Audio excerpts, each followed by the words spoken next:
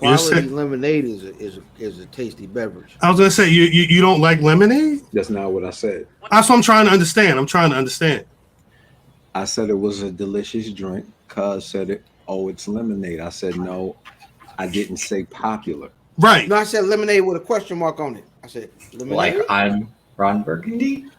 Oh, lemonade. But do you genuinely like lemonade? Because I always remember lemonade from that line. But do you actually drink lemonade? Certain iterations. Which one? Yo, Pink lemonade. Honest lemonade is that honest? Whatever is that Subway. Is it honest? It might be. It's gross. I don't mess with honest lemonade. I don't mess with Subway. That too. I'm over Subway. Actually, when we were in the shore, my son. This how you know my son is my son. He was like, "Yo, Dad, you remember the last time we was here? We went to the Subway and they was looking at us racist." I'm like, "You're right. They were looking at us racist the last time we went to that Subway, and that's why we're not going." But again, that's how you know who my son is. That's true story, by the way. Shout out to Jay. I saw Lil Cal, who will be known as Lau. Wow. He'd like that. I saw Lau and shit with the super high top fade. That nigga had a fade since 19. Nah, we always joked that he would. That shit, no, it's tall. It's tall. Well, he just got a lot of hair, and I was like, "What the fuck you want to do?" He said, "Let me get a high top fade again." Because he got one early in the summer. That nigga shit up here. I told Neff to cut it a little, like just take a little trim because there's a lot of hair that needs to be taken off the top so it can grow proper. Dude said he said, "Nah, I got this," and he just gave him the high top fade. My son, he didn't remember the name of House Party, which is now streaming on Netflix. So when he made his TikTok name, he said he's kid from that one movie. Wasn't that HBO Max? Are they all on HBO Max? They just dropped on Netflix. Really Next two. Yo, Oh, wow. yo, they got some classics on Netflix right now. They do. No, they really do. That nigga could be anybody. He could be anybody. He could be anybody. Kid from that one movie. Kid from that one movie. It could be again. Problem child could be anybody. That nigga's anybody. It could be anybody. But I say, you know what? I like that. I know I see what you were doing, and that's actually funnier than Kid from House Party. 1,000,000% funny. So, gee, that's my son. My son's been having a good summer. Shout out to Lau. Him being called Lau is funny. That is funny. Jesus, has anything fun been happening this week? Anything fun at all? Something. Nope.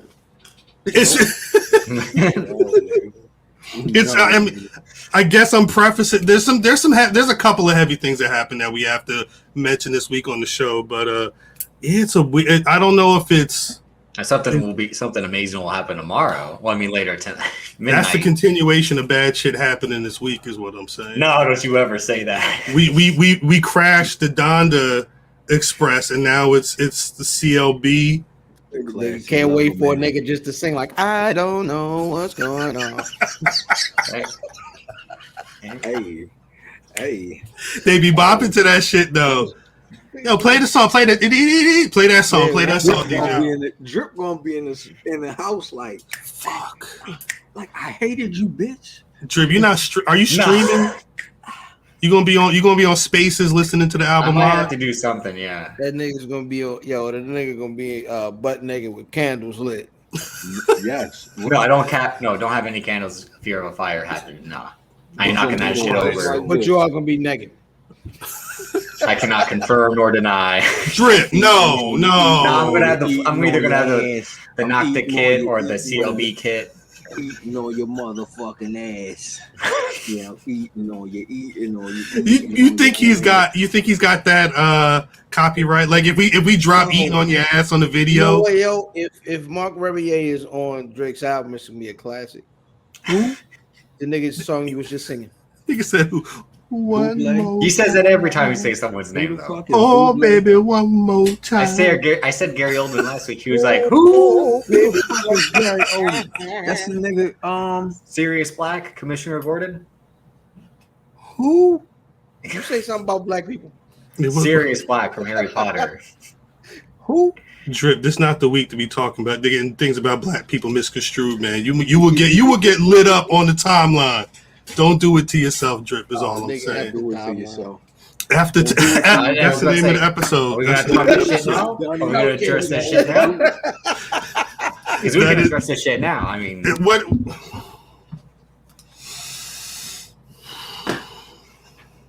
Look, after timeline, what can I say?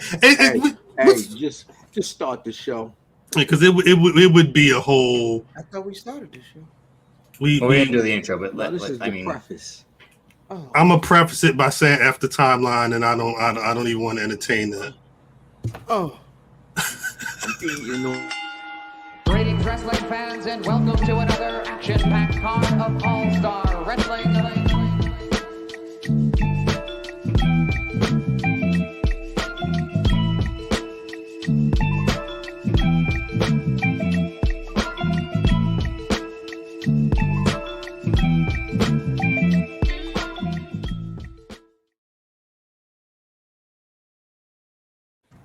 And I do want to say that was a joke.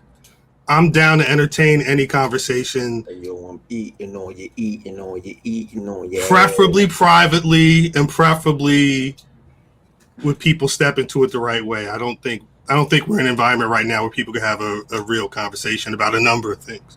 Fuck y'all. no, I was about to say, fuck that. I'll tell you to fuck yourself. Just start the show. Niggas is back. Yeah. With Drip. Niggas is black. Always with Drip. As always, it's the Black Rasslin Podcast. Shit. Giving y'all timelines that need to just fucking blow up and fuck that shit. From a nigga perspective, as always, it's your boy Cal. Forever representing RockTheDub.com. BRP Podcast. Delegation. Anybody who knows them. Shouts out to Rock. Shouts out to peeps. Shouts out to people checking in on it because shit got rough ahead. You already knew. Peace to Nasty Leroy. It was good to hear that you're doing well as well, brother. We'll talk to you soon.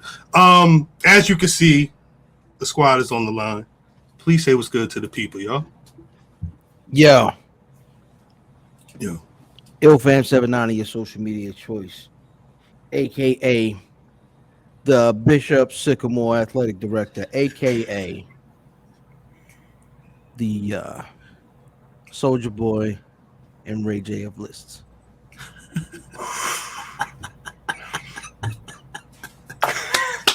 That hat is killing me. It's facts. Facts be facts. Cal. What's poppin'? I stopped fucking with the sugar this week, Cal. I heard. No sugar. No booger sugar. No booger sugar. No sugar. He said, "I'm getting clean, man. I'm in the best shape of my life. Word. I feel real good. I feel good. Cal. What's poppin'? Cal. What's good? What's Hold good? on. It's niggas think that we should simmer down.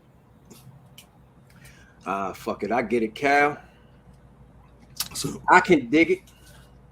I know the vision isn't to coach a clown, but to lay the culture of coke down so you could walk it. Talk righteous whenever I'm mic'd in.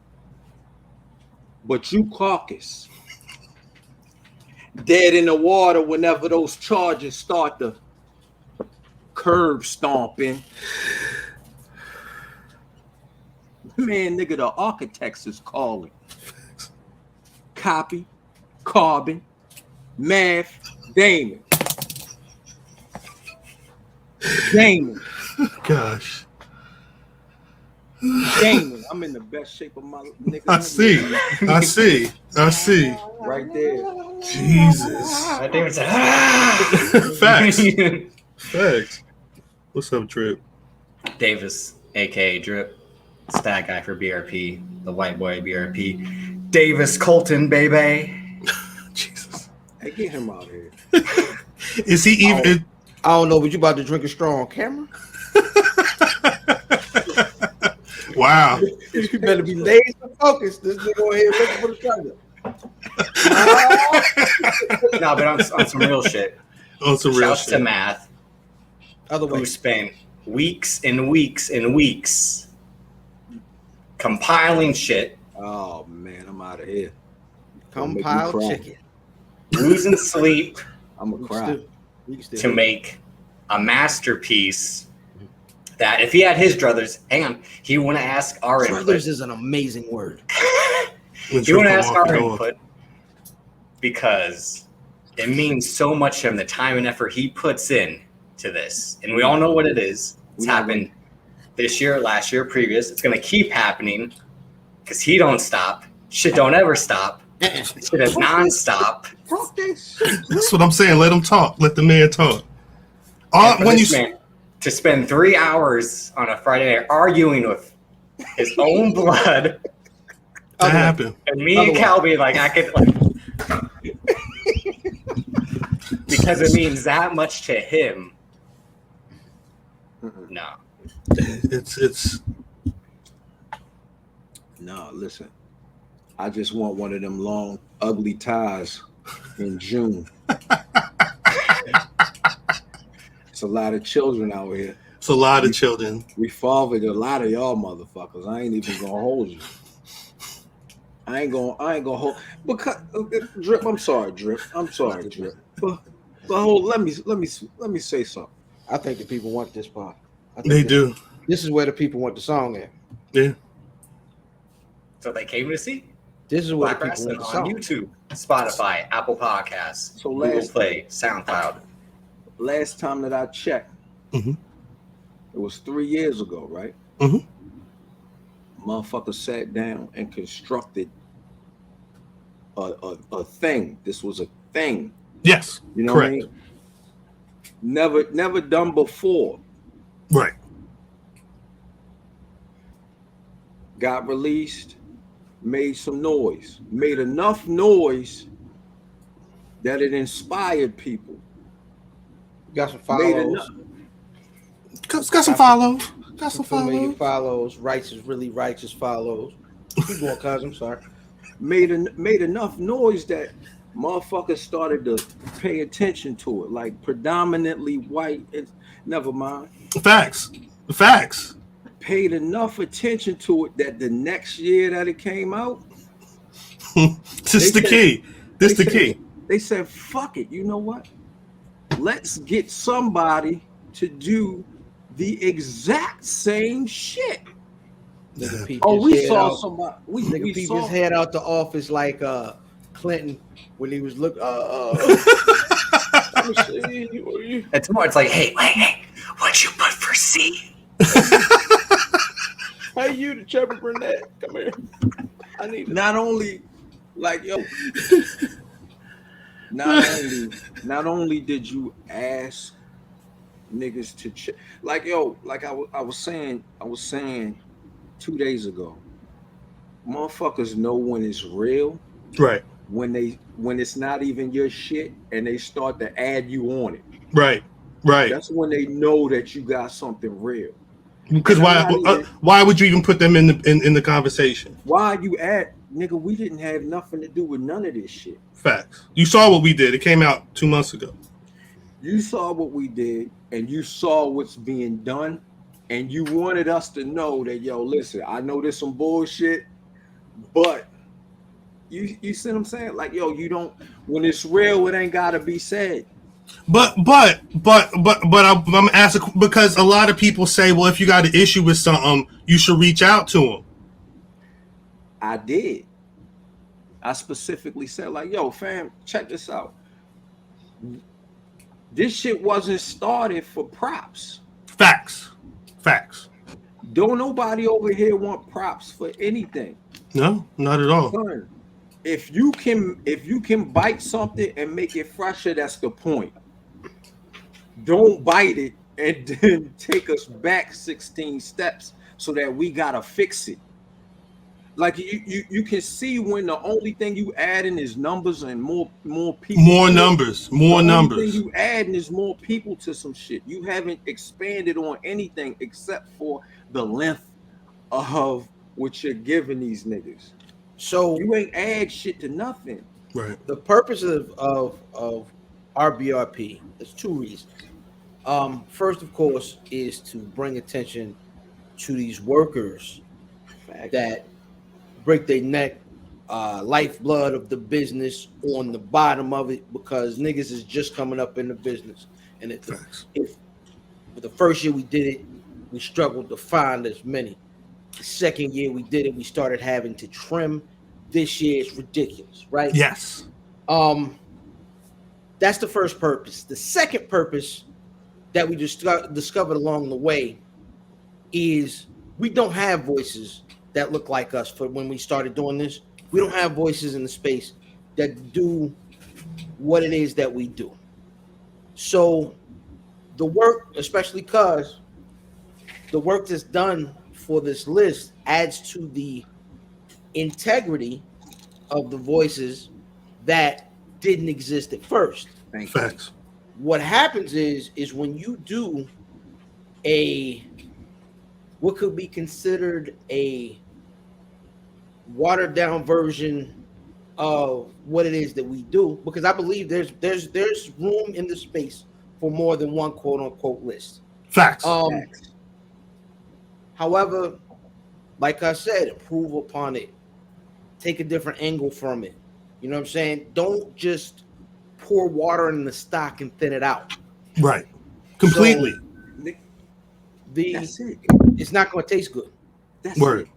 So what you're doing though is you pouring milk in the brown stock, my nigga, and that, my friend, is you can't do that, cuz. Nah, you dilute it all. That is where issues come. Now, mind you, I seen the timeline. Timeline got a little funny. Look, he gave y'all an iPhone.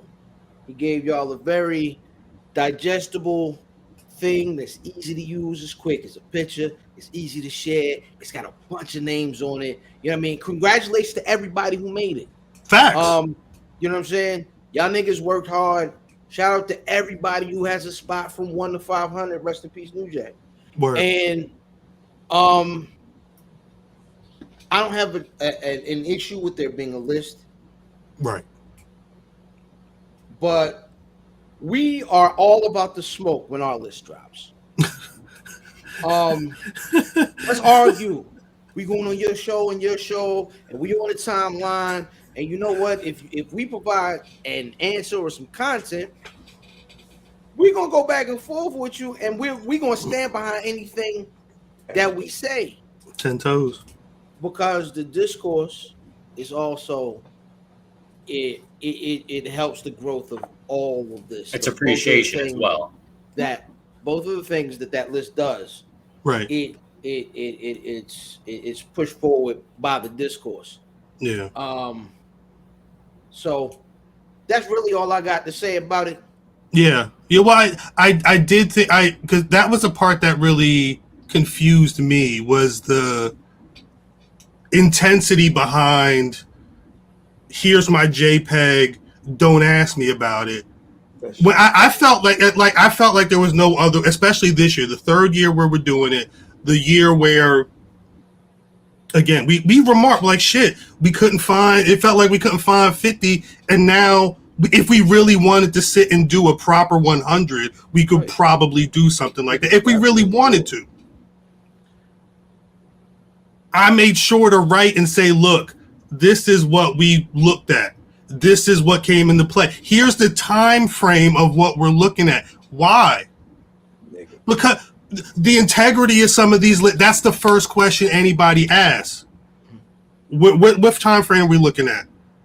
What's coming into play? Is it waiting matches over TV time? Like, there's a lot that goes in. There's reason why families are having arguments while we're discussing the making of our own list. But again, it's for that integrity. And we sent it out. We blanketed a statement and said, look, this is what it was. And then to have someone, and the lines are very murky because dude, I'm assuming, I don't know what the situation is, but he says he's a writer for this establishment. They say they don't fund it, but it's not like they're not going to retweet it, or it's not going to look at least like an extension of what they're doing. They have a vested interest in this situation. That's just facts. And again, not to say that he made any. I can't even question why certain people are in certain positions, because he's openly saying, "Shut the fuck up! Don't talk to me about it," which is cool. But no, it's not. Well, it's cool if you're saying, here is a bunch of names on a thing, and we're just going to celebrate these names. Once you start saying, here are numbers attached to these people, and it's not an alphabetical thing, it looks like you put people in certain positions, you need to at least say, well, hey, I thought this wrestler had this much impact, that's why I'm in this position, and these people were cool, but they probably it's going to take a little time. You have to stand on that shit if you're going to put your name on it and accept all of the accolades that you got for it. But and I will, shouts to people who stand on the front line and will ask the questions. I could understand if somebody was being accusatory, was being negative in some of the questions. I mean, because then We Love Wrestling just asked, what's the criteria for the ranking? How do we get here? And yo, fam, yeah, he hauled off, and he had that. There was some sort of animosity that already had been brewing Immediately. I feel like had we said something directly on the timeline, which is why earlier I said F the timeline, that it would we'd look like haters. 100%. B, it would have been on the same type of, I knew y'all niggas was going to say something, this and that. Yeah, we're going to say something because we're in the space, and it was a happening in the space. At this point in time, there's no way we cannot say anything. Word. So we're going to say something, but it's going to be of substance. You know what I'm saying? Something to stick to your ribs. We're not just going to come back like this list sucks. You know what I'm saying? We're not going to do that. It's not even our MO. We our podcast length is too long to think that we would just be like, fuck that nigga. All right, next topic. We know, we talk, we know, we breathe. Again, we've done a 50 list 3 years running right now. We talk about pro wrestling, 200 some odd episodes running right now. We don't take breaks. If you want to have a conversation, have it. But don't think somebody's stepping out the door on some accusatory shit, because like my brother said, that makes it sound like you already had something in the clip that was on your heart, and it made you respond a certain way. That's why like Meek Mill had went after Drake, because he had that the nigga pissed on him story. That shit was on his heart. And then that's why Pusha T went after Drake, because he was hiding a child and he had that in his pocket. No one cares about that, by the way.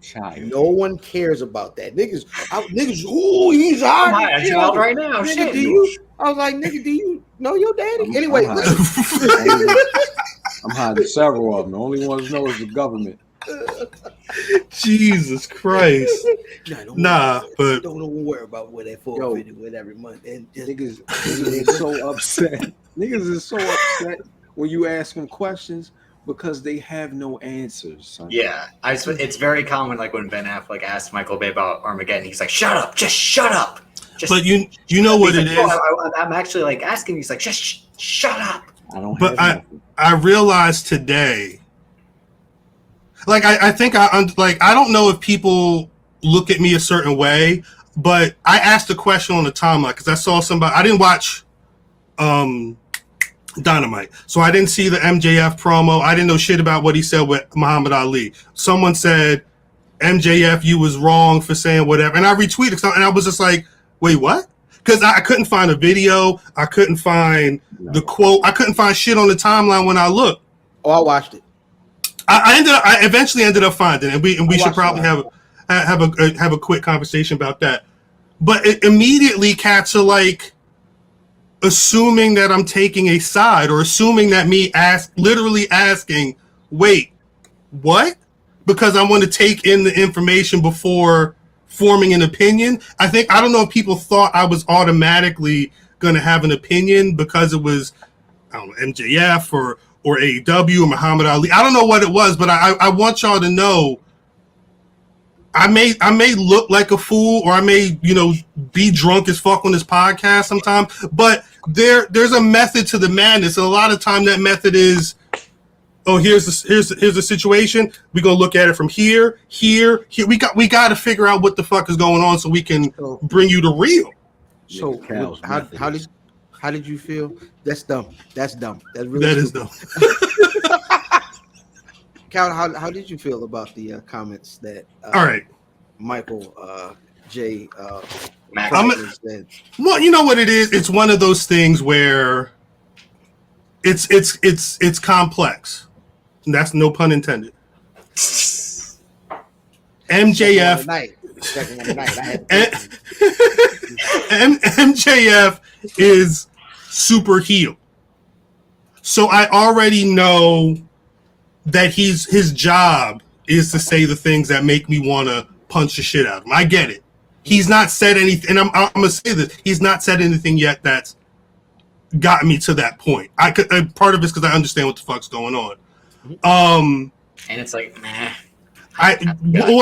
Hearing him say the words Muhammad Ali made his brains turn into scrambled eggs, it sounds crazy when you know that Muhammad Ali was dealing with this crippling disease, Parkinson's. Like it really fucked him up. But like Rosenberg said, Jada also had the line about, shaking like I'm holding the torch order. Like and you know what? I get it. I'm a writer. I understand poetic license, all that stuff. In a situation where they already got Max Caster off of TV for mental health. I'm saying mental health situations that already happened. I would think that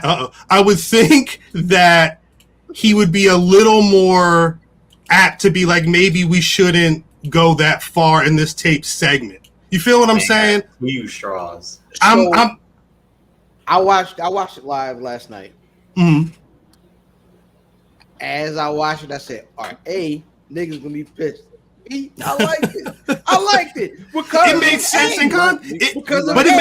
It made sense in context, though. It made sense in context. He did this thing, where mid promo, like he had answered a question about Jericho or whatever, and then Shivani was about to. And Shivani clearly was like he introduced him as like the most despicable individual ever. He's a little prick, right? As he always says. Like, he doesn't. So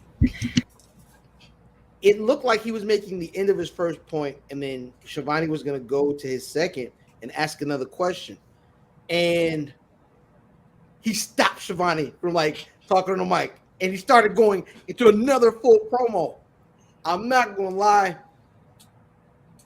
He did everything he intended to do with that promo. Right. Well, again, in saying Chris Jericho, you're past your prime, you're probably going into the ring too many times after your peak, that limit. I've said the same comment about any boxer that's been fighting past the time they probably should and ended up seriously hurting themselves. I'm not even mad at the wording. It sounds crazy out of context. And I think in print it was like, it sounds wild reckless. When you watch the promo, you're like, I get it. And that's why I say, wait, what? As opposed to fuck him. Because again, I understand that context means everything. And if you put your name on a thing and put it out there and something is confusing, I want to get better context behind what you did. When you step up and you're that frustrated and furious about questions about something you did, again, it sounds like you already have something welled up inside of you that you are ready to attack people. And if you want to sit down and have some of these conversations, don't do it here. I did not say on youtube.com/Black Rasslin. We can have a conversation about this stuff and really lay it all down on the board because you'll know that you're wrong. You'll know that you're wrong. All you got to do is look. When did Greg first talk about the BRP 50 on Cheap Heat? That's the timestamp. If your shit didn't come out before then, it looks a certain way. That's not bad. I like that. I like what you did there, cuz. I don't even think was it Malcolm Jamal Warner, whatever MJF stands for. I don't even think he was the wildest nigga from AEW, the most egregious nigga. And I use the word nigga lightly, like in like the Terry Crews type. Brandi Rhodes was talking crazy. What a Friday. What did she say now? Does anybody have the? Give me a sec. Let me pull up. She was really wilding. She said, "This might start some shit, drums. But let's talk." I see a lot of people complaining on here that there aren't enough black talent featured in wrestling yet. All caps. When black talent is out there busting it in main events and holding championships, where's the love? Am I just missing it? Hey, you know what? If you tell your people to approve our interviews, you know what? I got a buddy though. I got a buddy that has something to say to Brandi Rhodes. You know what I'm saying? This don't make no damn sense. Talk about it. Downtown. She said that she's missing it. Hey, wait, first of all, before we get into all that shit, how y'all doing? Things Downtown well, Tony Brown. How you doing, Y'all my brother? How are you doing? What's going on, Cal Dub? We doing great. You know what it is? We it's been a rough week, but we doing great now, my brother. We doing great now. I can dig it. What's happening, fam? What's happening? Things are well, brother. Always doing good. All right, Johnny Drip. How you doing? I'm doing all right. How are you? Okay. All right. Okay. And Mav, Mr. Mav, what's that? Davis is petrified. What's All up? right. What's up, Tony Brown? Hey, ain't no reason to be scared, baby. But hey, look, man. Let me tell you something, man. You know, I always like to respect the black woman and all women in general. But man, this boy right here, Jack, this chick right here, this gal, she done lost her funky like a monkey ass mind. She done married into that goddamn Rhodes family and done gone crazy, Jack. Yeah. She talk about is she missing it? Hell, goddamn yeah, she missing it. She done missed the whole goddamn thing, Jack. How you gonna talk about if the black man when the black people win the championship and when they in the main events, where the love? The love been there forever, especially from the black people. Facts. We can always show the love. We show love when niggas wasn't getting in the main event. Word. Shit, when I was a little goddamn boy, when I was watching goddamn Bobo Brazil and Ernie Ladd and them, everybody I knew they was rooting for the black man to win. Shit, when I was out there and Tony Atlas and Rocky Johnson and Junkyard Dog and Butch Reed and shit, y'all from Baltimore, right? They are from Baltimore, yeah. Some of y'all from Baltimore, right? Okay. Was any of y'all there in the Civic Center when goddamn Ron Simmons won the WCW championship? Math was there with Gene Cena. Yo, man. Oh shit! Oh shit! All right. Yeah, them niggas was live in there. I was down the street at Crazy John's with a slice playing arcade game. Was they jamming in Crazy Jones too? I've been there before. I know what you're talking about. Yeah. I know what you're talking about. Okay. Yeah, so what the hell is she talking about? Black people that celebrated these black people. Ron Simmons, Mark Henry, goddamn Kobe Kingston with Kobe Mania went crazy and shit. Fact. They was live as hell for that. The word. When Belanca and Shasha had their shit at WrestleMania last year, or this year rather, niggas was hype. Facts. So what she talking about? That the black people don't show love for the black people when they in the main event. I don't get it.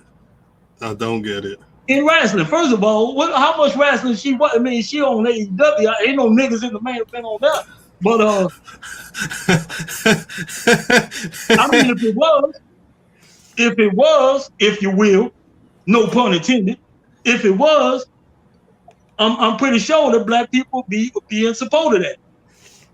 A lot of people were loving when Scorpio Sky would win those matches.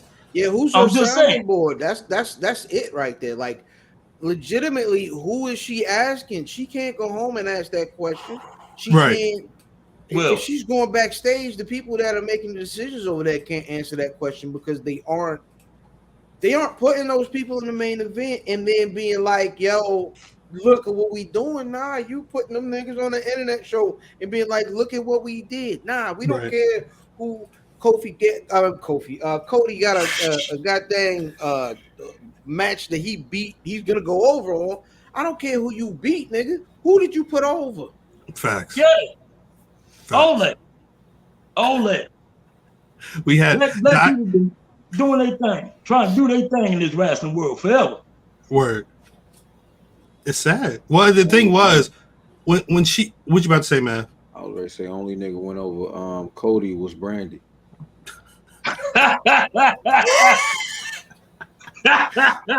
That's damn right.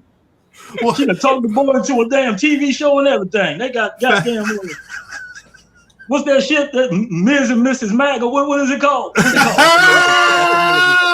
That is amazing. Ms. and Mrs. It's something like that. It's something like that. They on Friday when she asked the question, my immediate question, Tony Brown, was, well, how many black people have been in AEW main events? And what I had Drip do, Drip looked at all 100 episodes of Dynamite. Out of 100 episodes, it's been 17 times where black people have been in the main event. Now, out of those 17 times, let me count them. 1, 2, 3, 4, 5, 6. Like 6, 7 times it's been Scorpio Sky. Oh. You feel what I'm saying? The rest of the time, it's a couple times it's been Private Party. Ricky Starks has been there. It's never been one main person that you have seen gone on to do anything else but be on Dark in the main events and shit. Right. It's weird. Because I was trying, when she was talking about it, I was trying to understand what she was referring to. People said it was, I guess, Red Velvet was on the main event on Rampage. People were thinking that's what she was talking about, but like, we talking about that one time, right? On the show that had just happened. So what the hell she talking about? She talking about in wrestling. She said, and she didn't just say AEW. She said wrestling. She did just wrestling in general. Right, like you said, WrestleMania. Black people trying to get on top of the game and wrestling, and we done been supportive of them and all that. Where's the love? The love all over the damn place. Every time. It's crazy. It's sad. Man, we gotta break that shit down, Jack. Break that shit. You know what I love? I'm sorry, say again. You know what I love? What's that? The fact that Drip got on a similar jacket that you do. Drip want to be. He got some style, don't he? I know. I like Uptown Anthony White. It's Uptown. I like it too. Uptown Tony Brown. That's all right. Yeah, I like that. All right now. Yeah. We ain't even playing that shit. Right. Would you choose Drip as a tag team partner? And nigga like Dean Moxley. Hell yeah. You know what, Drip? Yeah, man. Yeah. We got to teach you how to work. We gonna do a tag team thing. Maybe AEW put us on. You never know. Maybe. I think like, if you. The 2021 Hip Hop Dalmatians. I was just about to say that shit. Maybe that's the name of the episode. You damn right. Ring and 10. Ring and 10 once again. The hoe is mine. The belt is mine. The belt is mine. I like it. Oh my gosh, Tony Brown. What's been good? What you been getting into, Tony Brown? Well, let's see. I've been chilling all summer. You know what I mean? I've been here, I've been there. You know what I mean? Just really just trying to get back on top of the game. You know what I mean? I've been killing it in the high schools. You know what I'm saying? I did a couple of carnivals. You know what I'm saying? Like yeah. Downtown. Y'all gonna see downtown pretty soon, I'm sure. Right. Somebody gonna call me. They gonna call me. They got that new NXT shit. You might see me on there. You never know. Facts. You know. Why not? Also, a proud sponsor, and you know, I gotta thank y'all for this. You know, proud sponsor of S Curl. Now, you know, paid sponsor now. Get your coin. Doing commercials and all that shit, Jack. Wait, let's see that S Curl once again. Let's see the S Curl once again. That's right. S Curl. That's right. S Curl. Yeah. Does this say no drip? Brought to you by Brother Tony Brown. Pink oil moisturizer, all that shit. You know what I mean? Pink oil moisturizer. No, he said tank. Yeah, All that. So yeah, I got Pink that and going on. You know, outside of that, you know, just messing around with some honeys, you know, shit like that. You know, just being me. Tony Brown, you still getting your hair done out Cherry Hill by Miss Marceline? Miss Marceline. Yeah.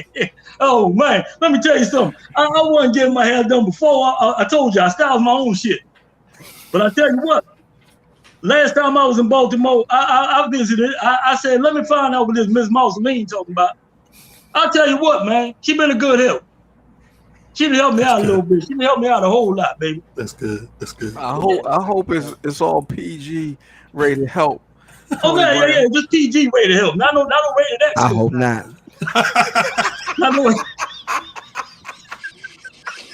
The rated X will go on Patreon. That's what it'll be. Hey, OnlyFans, Patreon, all that shit. But no, I'm too old for that. I ain't gonna do all that on there. I ain't jumping on her. I ain't gonna jump on you. I just need my hair done now. Oh, right, exactly. I'm just here for some styling, not for no wilding. I'm out of here. Tony Brown, man, you are amazing. You are Thank you, amazing. Y'all amazing. Y'all doing some great things. Y'all had Paul Rosenblum on there. What the name is? The boy from WWE, huh? Peter Rosenberg. Peter Rosenberg. Something. Yeah, that shit. Yeah, him. Y'all had him on there. Y'all did a lot of cool things, man. I be checking y'all out, man. Y'all some funny motherfuckers. Y'all talking about PM Dawn and shit last week and shit. Canadian Destroyer, all kind of wild shit. Yeah, I know. Matt had spinal last. Man, now that's an interesting. You got her number?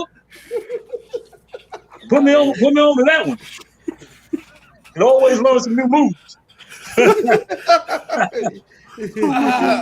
That's gonna be our valet, Tony Brown. That's our valet. Jesus, Tony Brown. Tony Brown get somebody in trouble. The mega powers explode, baby. Yeah. Hell yeah. I'm dead. You got jealous eyes. I see you looking at Elizabeth. I see. Uh-huh. Oh shit. Yeah. All right. Well, shoot. Everybody good. Everybody having a good time. That's good. That's good. Yes.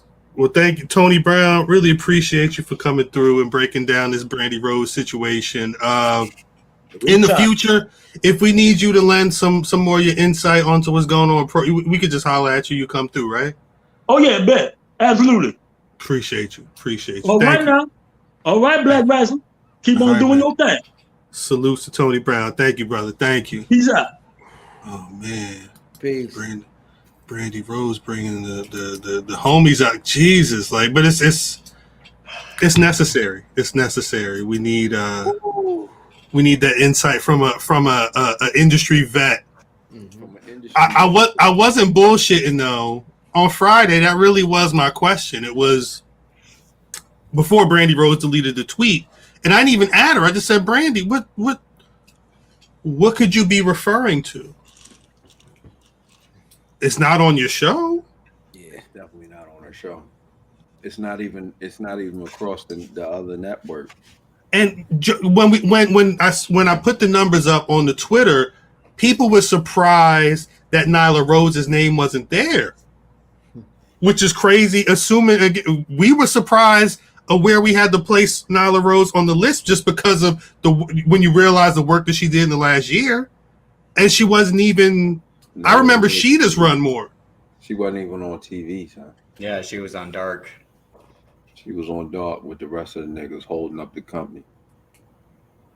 And like I said, if you go and look pretty much at every Dynamite card, it's the same thing. You know, opening match, women either start or the second match or kick off the second hour, and every main event has a combination of any member of the Elite, or the Inner Circle. It's pretty much how it goes. Or John Moxley as well. It's the same formula they do. Word. It's crazy. I hate the fact that Darby Allin as well. Yeah, him in the main event. She's CBO of AEW. Yep, Chief Brand Officer. Like if anybody would have the stroke to be like, we're trying to appeal, we're trying to represent, we're trying to do these things, wouldn't she be the one to be like, hey, we should maybe make this thing look a little bit more salt and peppery than just... Apparently not. Like, yo, I liked you more when you held the microphone and interviewed me. I was about to say, my whole thing is it's a shitty thing to say, but she's a trophy wife. Who wants to be Stephanie McMahon, but even Stephanie McMahon, it's nepotism how she got that job. Right. She's Vince McMahon's daughter. What does she know about the wrestling business besides seeing it her whole life? Brandi Rhodes started off as an announcer, married a wrestler, and thinks she knows how a company is run. And she's probably so bitter that she didn't get asked to be put on Total Divas that she worked her way to TNT to be like, me and my husband need a show. Because we're entertaining as fuck. When like, no, you ain't. I was going to say, are they? No. It's their egos. They want to be Triple H and Stephanie. That's why Cody does the whole thing where like, I'm going to take a break and then return every 3 months. Miz it's crazy. When AEW was announced that it was an actual fucking company, I don't even think it had a name yet. Right. And I saw. No, they came out with the name. They came out with the name first. Pretty much, yeah. Right away when they announced it on after Wrestle Kingdom that year, yeah. That's how much I care. So when I saw that Brandi Rhodes was involved, I immediately thought that okay, this is for the best of, you know what I mean, motherfuckers that look like us. Right. And lo and behold, the other company that you escaped ushered in the you know what I mean, they moved. AEW preached diversity, WWE actually did it. And they again, Roman Reigns has been a champion for over a year since last SummerSlam. Bobby Lashley's on like 100. Payback. It's been a calendar year, right? It's been August to August. Yeah. Because they did Payback right after SummerSlam, remember? They did that week build up. It's like Roman Reigns is back. Guess who's winning the title? You know what, Drip? It's been such a long time that Roman's been champion. I forgot when he got that motherfucker. It's like, he always had the belt. Bobby Lashley's been champion for 180 some days currently. Bianca was from WrestleMania to whenever Becky Lynch grabbed the title and set his mind now. I mean, it Swerve. was Sasha before Bianca. Street Profits. Big it's the whole federation. Zelina Vega. Shit, Damian Priest is fucking champion right now. Like it is what it is. MSK, yeah, I mean MSK. Like Carmelo Hayes. On and on. Leon Ruff. Even Leon Ruff. Right. Like yo, we could keep going, and we didn't even switch. And it was just Scorpio Sky for like the first 2 months. Schuler. As Graham said, Schuler 7 main event. Schuler, he was really in Mad Main. I remember. Well, the funny thing that Drip said was it was 17 episodes of Dynamite before Scorpio got his first main event, that one against Jericho. I said in the first 10 episodes he had the most main events out of anyone. Oh, it was in the first 10. Out of all the Black wrestlers, he had the most main events. How many did he win? That's a good question. He probably won the first couple SCU tags because remember he pinned Jericho for one, and that's what got him like the title. But I guess let me rephrase. When did he win when it mattered? Never. Because he's not held the title. He held the ring. He held a ring. He's not as much as people want to prop him as being the example of a black singles person who's vying in contention. The actual end result is what? He's in a tag team with what's his face? Ethan Page. He, like I said, when that started, he literally left one group of white guys to just a one white guy. That's Kimberly's son. That's Kimberly's son. Yeah. That's Kimberly's son. It's interesting. She ended up deleting the tweet, and I think I hated that after. Mad people. Oh, we're gonna research it. Blah blah blah blah. The homie Drip's the only one that said, "Look, give me 20 minutes. I got you. Let me take a picture of this." Shit hurt my eyes. It was a lot. It was fucking Friday night, but nobody seemed to care. After the initial tweet and some of the the conversation wasn't picked back up. No, maybe it's because her comments after, did she say, "I'm going through postpartum"? That was the day after, though. That was the day after. So I think I'm saying people don't want to linger on it after that. Like, what I'm saying, whenever child support come on my check, nigga. Just take a while. Going back in the archives, and you say like the child support sent you a Happy Father's Day gift card. You were like, Happy Father's Day. What kind of shit is this? You're caught up. You were caught up. Wait, Matt, did somebody actually hand write it, or it was typed out in the card? It was typed out. That's why someone could at least. Like, bitch, I've never been behind. The fuck you mean? Thank you for paying for your. That's crazy. That's one of the most fucked up things I've ever heard. When that happened, I was like, that should be reality. I said it. The one day we could do the Black Rasslin Podcast shoot interview is gonna be like the time when I could say everything that's happened and name names. Oh, I thought she was bringing my baby mother one. No, I don't even know her name, and you don't have to say it. Neither do I. Is that when we are like? You see how I had to say you don't have to say it. Just don't say it. Just don't say any names. Thank you. Ooh, look, he don't know what to do.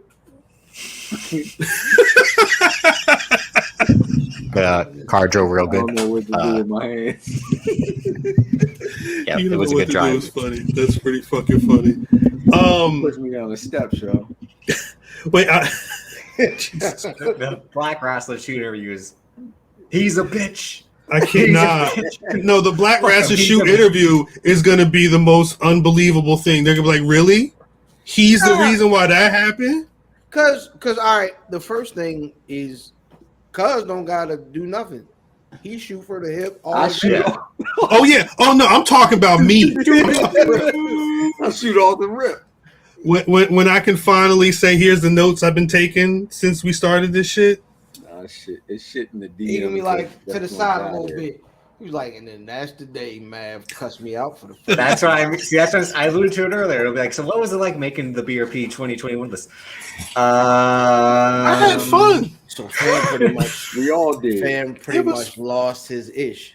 So he left, came back after he slapped on niggas. And the year before that, the Last Dance. That's what's gonna happen. The year before that, nobody left. The year before that, we weren't on but it was like an hour and a half of Zoom at like 4 PM on a Friday. We were crunching numbers and all that shit, and it was just niggas. It might have been outside and drink too. Yeah. It's probably better to want to drink than come in drunk. Anyway, what you about to say something, Bath? No. You pointed like this. I didn't know if you. No, he was like, yeah, you're right, nigga. I'm making sure. Just making sure. The one thing that happened fairly recently that was pretty damn sad. News broke on.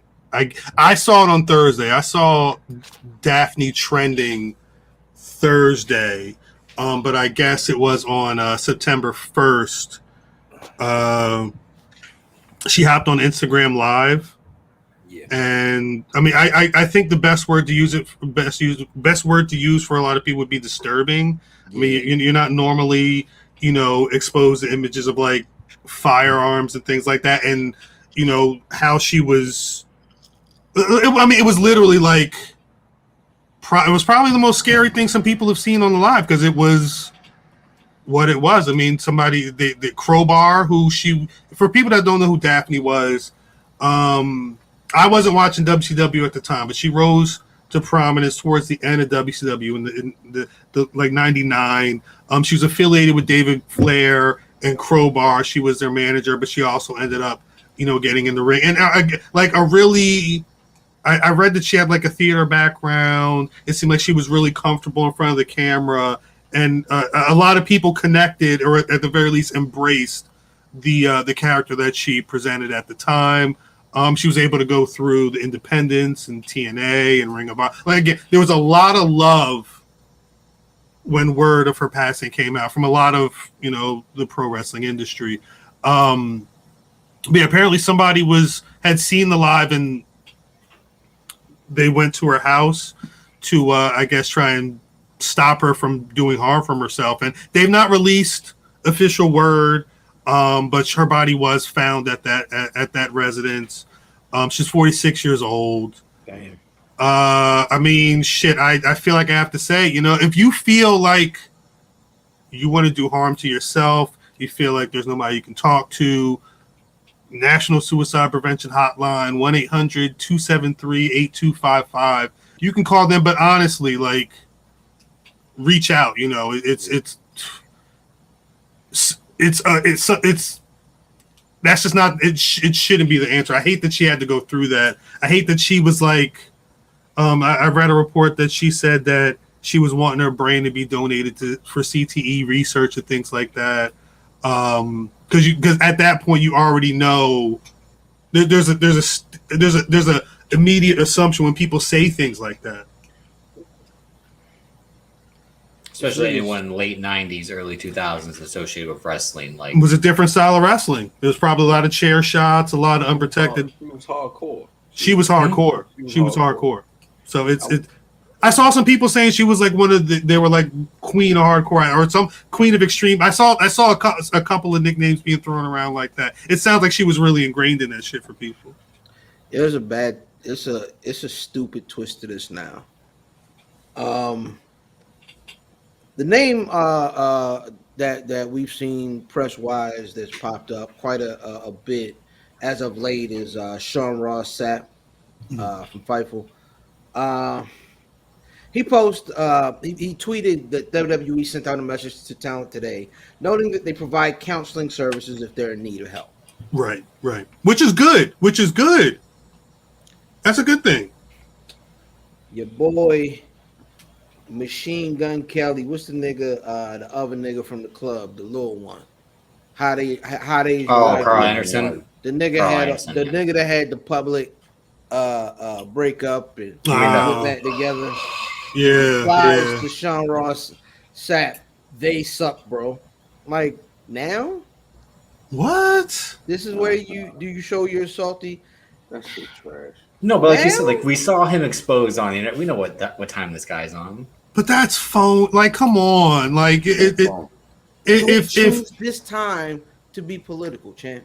Yeah, it's in bad taste.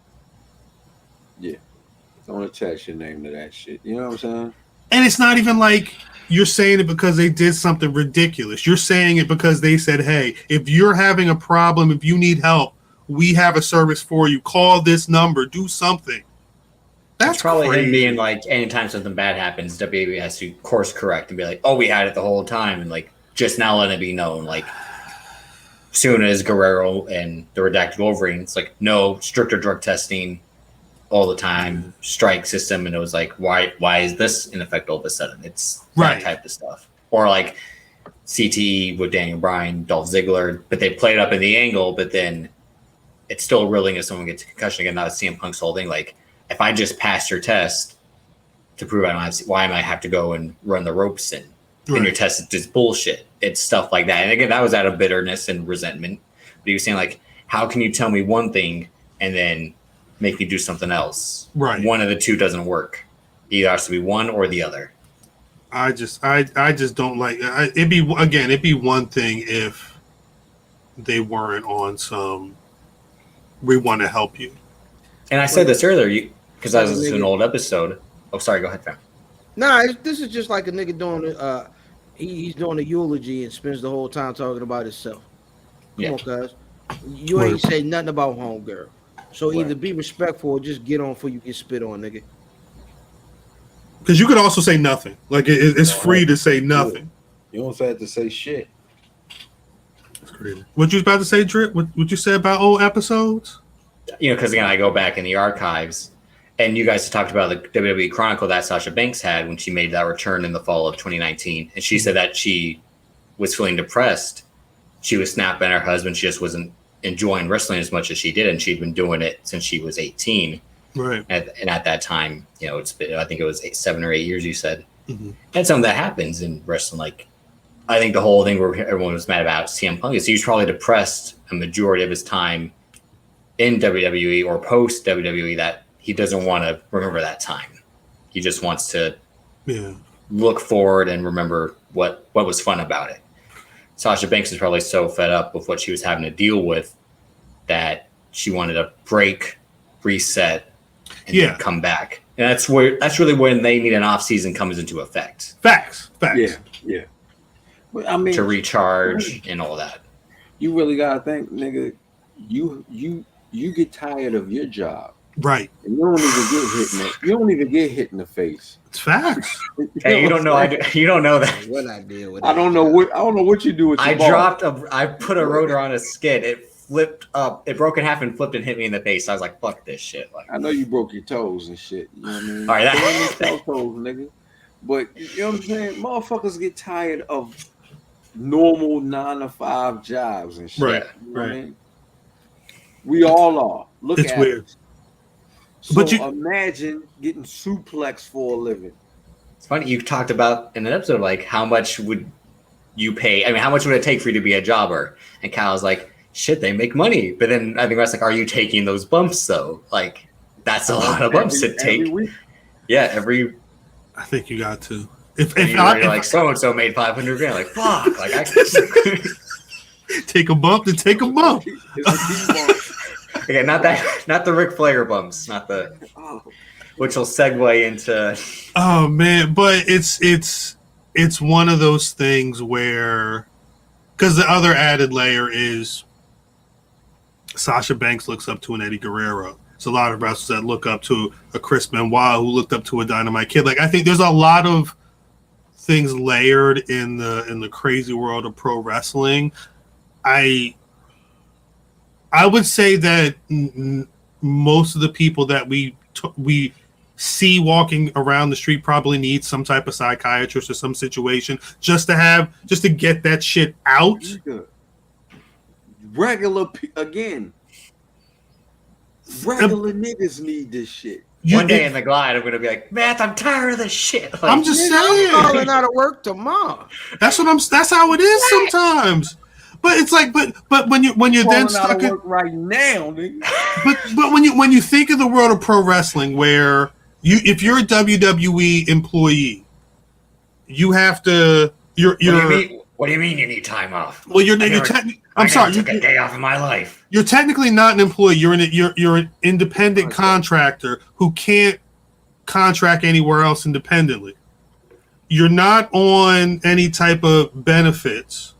You don't really get much of anything but your regular pay as long as you can work. When you can't work, they'll hook up your surgery, and then you're kind of just waiting until you can come back. Like if that's your environment and your idols is these niggas who was drugged out of their minds, they was going through their own other shit. Like they had their homies die, people die. Like there's a lot of.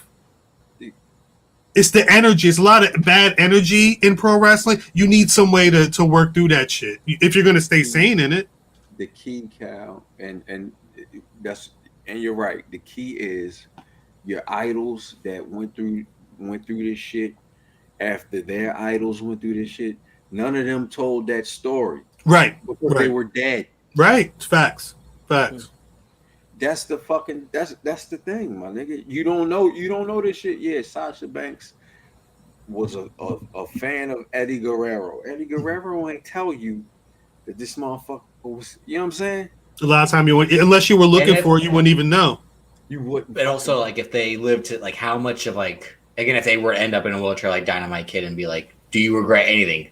Some of them probably would like, no, because when I was on, and it was everything. It's that cautionary tale of, like, to achieve success by any means necessary, you're willing to make that sacrifice. Right. That shit is super stupid. Which was the whole thing about Daniel Bryan. Like, he was like, I want to be in that ring, but, like, you could seriously injure yourself. But he's like, being in that ring and doing that, I love that more than anything.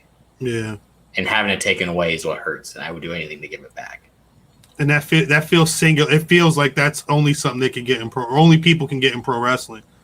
I don't. That's it. It's the Randy the Ram situation. It's the flip side of the Randy the Ram situation. Yeah. Again, it's the Ric Flair thing. You just chase. They're chasing that pop. They're chasing that feeling. They say it's better than drugs. It's probably why a lot of them get hooked on a lot of shit, because you're trying to replace that. That whole 30 for 30. Ric Flair didn't want to be Richard Flair. He wanted to be Ric Flair, 24/7, 365. You still do. Look at You know, him now. he all the way back drinking.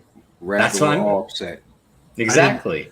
I didn't put it on the list, but I mean, he did have a moment over the weekend at NWA 73. Yo, when the last time you got so drunk that your face was red? I'm black. Hovio Fest. Like right here. So drunk that my face was red. Like My right face here. I don't get that. Your people Native American. I've never seen Fam that drunk before. I don't know the drunkest I've seen Fam. It might have been a time. Nigga, I've seen that nigga fall asleep on himself. I've done that before too, but I don't think I've ever. Again, I've seen it. The backlash. That's what I'm saying. I was trying to. I was like, these. That nigga just had 16 articles. I woke up, my whole face was like this. I don't even remember what was the main event of that pay-per-view. I don't remember. Zell, the greatest wrestling match ever. Zell sleep. Both of y'all competing snores. Zell go sleep. Zell go sleep every pay-per-view. He'd be like, all right, I'll be right back. Yeah. Shots to Zell. Body more bottles. Yo, shout out to Zell. Yo. Peace to Body more. He's doing his thing.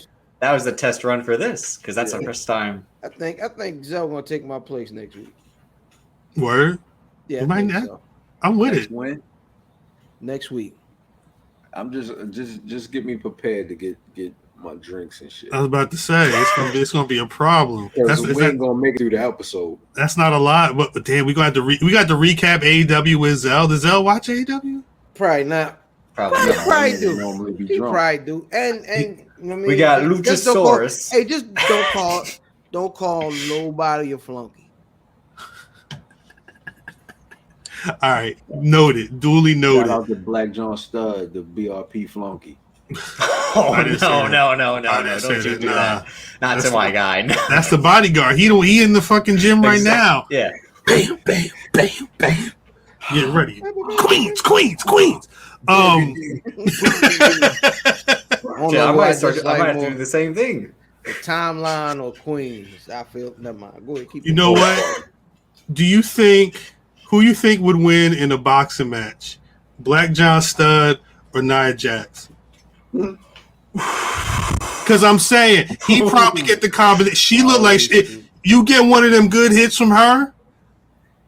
Charlotte Flair was on the. That's how Becky Lynch got a career, was because of Nia Jax. That Nia Jax hit Becky Lynch on accident.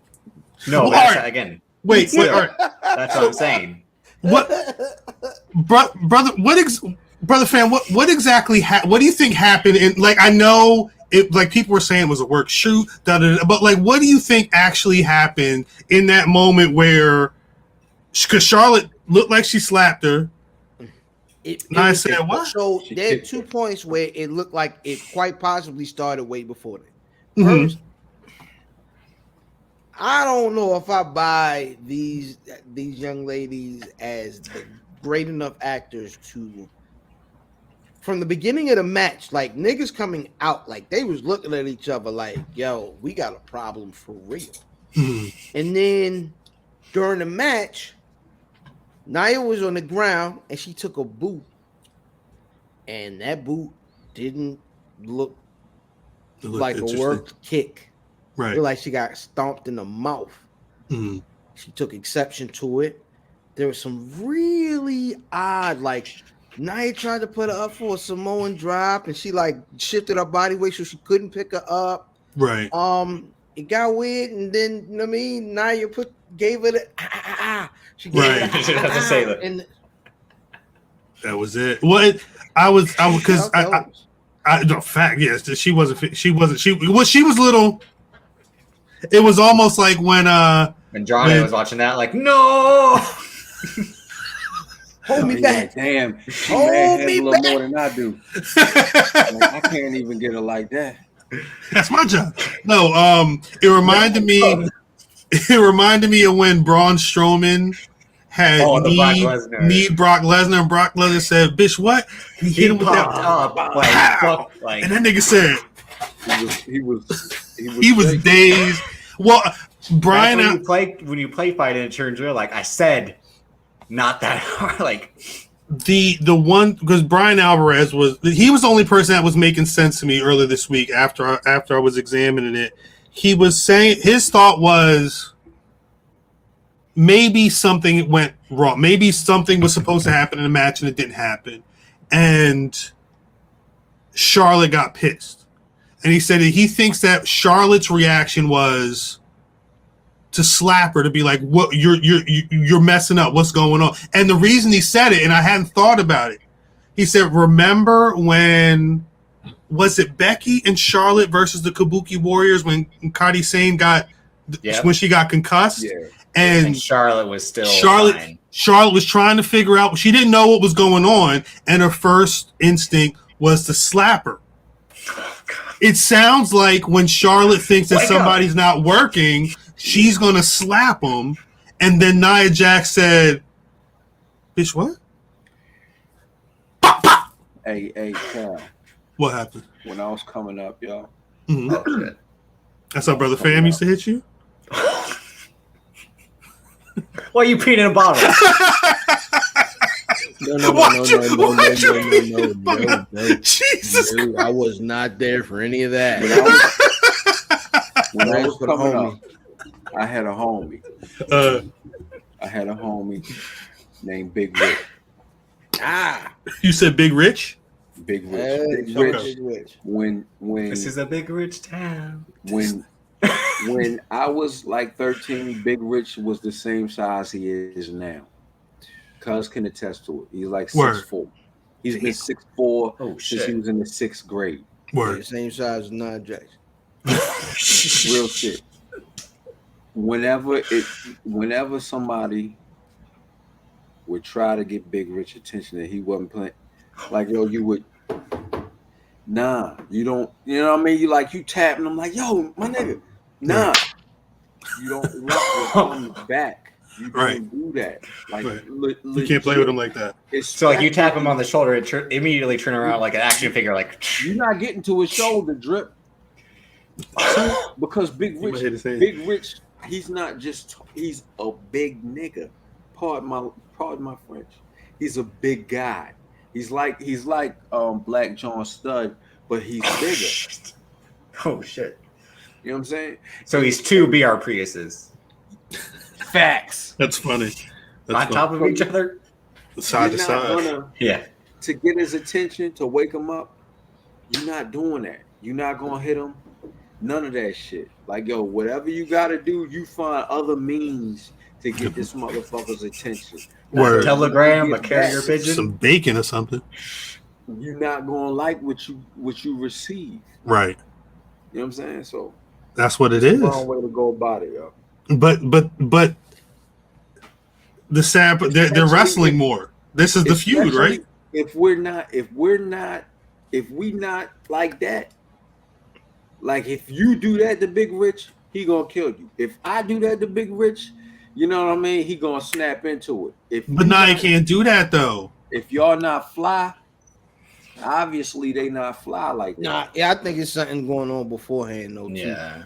That's what I'm saying. They not fly. You can't play with Shorty like that. But she has to, because I'm assuming that Nia Jax isn't winning the title. I'm assuming she might win in a shoot.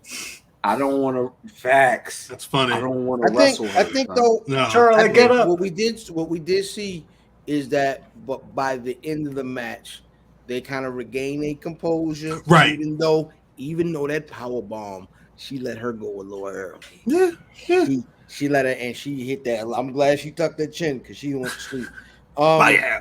She let her know, but yeah, it's my only thing is it's crazy that this is the match now, though. This is the feud. I like that though. I like that being the feud. It's always not the a bad feud. matchup. I mean, it won't be a good match, but it makes sense because I'm over it. I'm over Charlotte. I'm over Nia Jax in a tag team wrestling for the world title. It's the same story.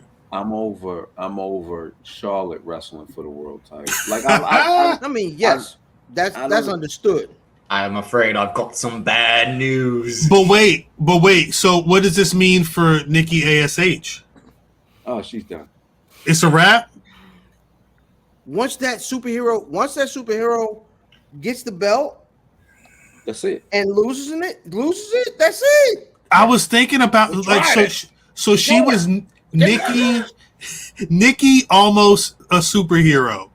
Yeah. Then she wins the title, but she's still almost a superhero. When do you become?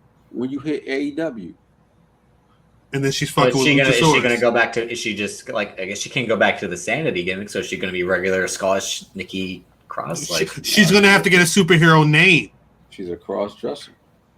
Yeah, if they give her a superhero name, it's gonna come across as a stripper. Nikki Cross dresser.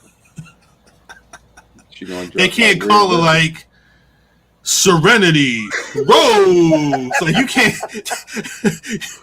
Coming to the stage, Jade. Like you can't do that. You can't do that because Jade Cargill exists. Coming to the stage, we got Nicholas Rose. Come on there. Come on. But you know what's funny? It makes sense that. Cause I'm down for my nigga.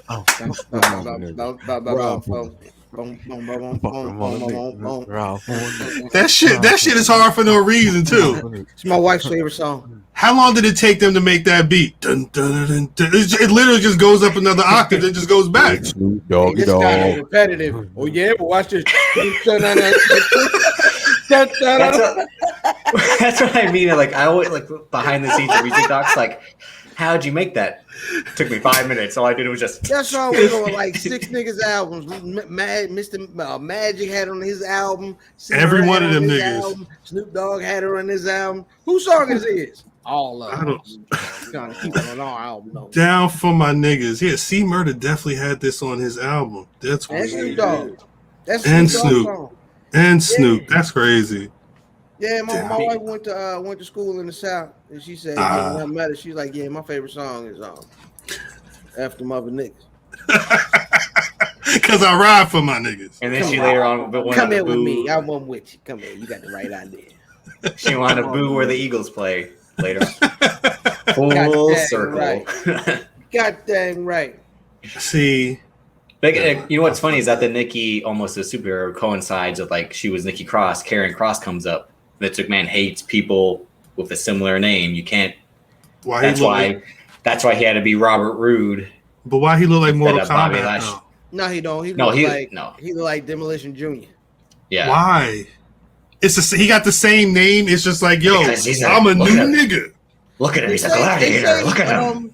Yeah, they say Vince McMahon's got a weird obsession with the movie Mad Max. That's a real thing. Like that's it's probably the only white movie he's seen is Mad Max. He's seen all the white movies. No, he's definitely seen some white. But well, I mean, I can get every day and never get hooked. What's the last movie Vince McMahon watched? Hangover. One of the Hangovers. Coming to America. No, there's no way. Mm-hmm. Brazilian Butts 6. Mm. Nah, he watched one of them German bukkakis. Oh shit! You been looking at my history? You can go too.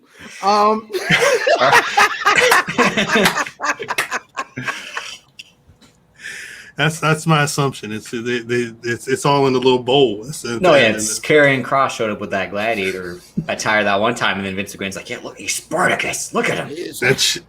He reminds me of Axe and Smash. Let's just Axe, Smash, and Crush." Axe, Smash, and Crush. He won the match though. He won the match with his bullshit. Yeah, but he lost the timeline that day. What is this? Everybody said this. He lost his girl. He lost, the NXT title, everything. That nigga be listening to a Drake album too. Just crying into his helmet.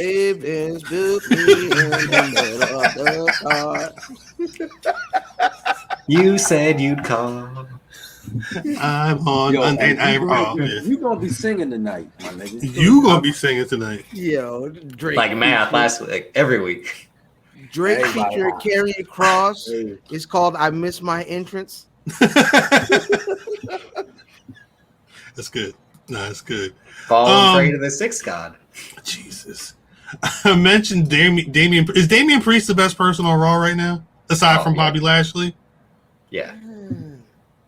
He's the only person that Keith Lee is around, but I don't think he's on regularly. That's the thing. The word is he's on dark matches trying to learn how to become a monster heel.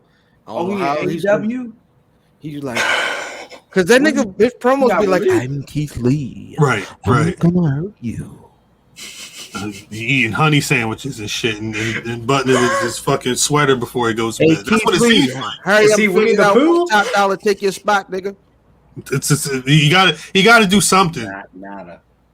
He gotta do something because Top Dollar is not nada. And they weren't even on this week. NXT this week. They weren't on this week? No. Hey, let's be. Santos showed up to confront Carmelo Hayes, which will be a match next week, but no Hit Row this week. Yo, was anybody in Hit Row in that 500? Never mind. Were they? The whole Hit Row was in that. I don't know. That shit looks like the end credits of a Marvel movie. You can't tell. It do. Right, I'm out of here. It do. Drip said at the end, it's like, thank you to Australia. We really not that. Like, here, special effects. This niggas is looking for grips and bat boys. And for those, like who aren't visually impaired, click the link here. It wasn't was it even on the website? That's what he said. Like, if you want to be able to actually see this shit, go over here. Like, I didn't check it out on the website. I didn't. I'm just like, he should have posted a link. We had 50 slides of 50 dope pictures. The link took a me graphic. to a photo bucket. It also had a merch link, which it was just like. Yeah, he had T-shirts. He had shirts. They had shirts. Everybody ops. Nah, it was. Ain't no ops. Ain't no ops. What are they then? They just food? That's funny. I like that. I was gonna say like no. I think Van's saying that it's us against ourselves. That's what he's trying to say. Oh, no, look. What I mean is, what I'm saying is. Oh, it's not even competition. Nah, it's not even a slight. There's no one I care enough about that I don't call my friend already that I feel like I want to compete with. So ain't no ops. Oh, ops mean competition. I mean, there's like the two mean. Yeah, it became composition and yeah. No, it's just it became. That's what it became. Mm-hmm. Words meant. No, but that I think the one thing Drip said was true. The op is in the mirror. The op is the other niggas in this car right now. Like I'm just trying. It's steel sharper than steel at this point. Steel is my favorite character on Juice. Was he? That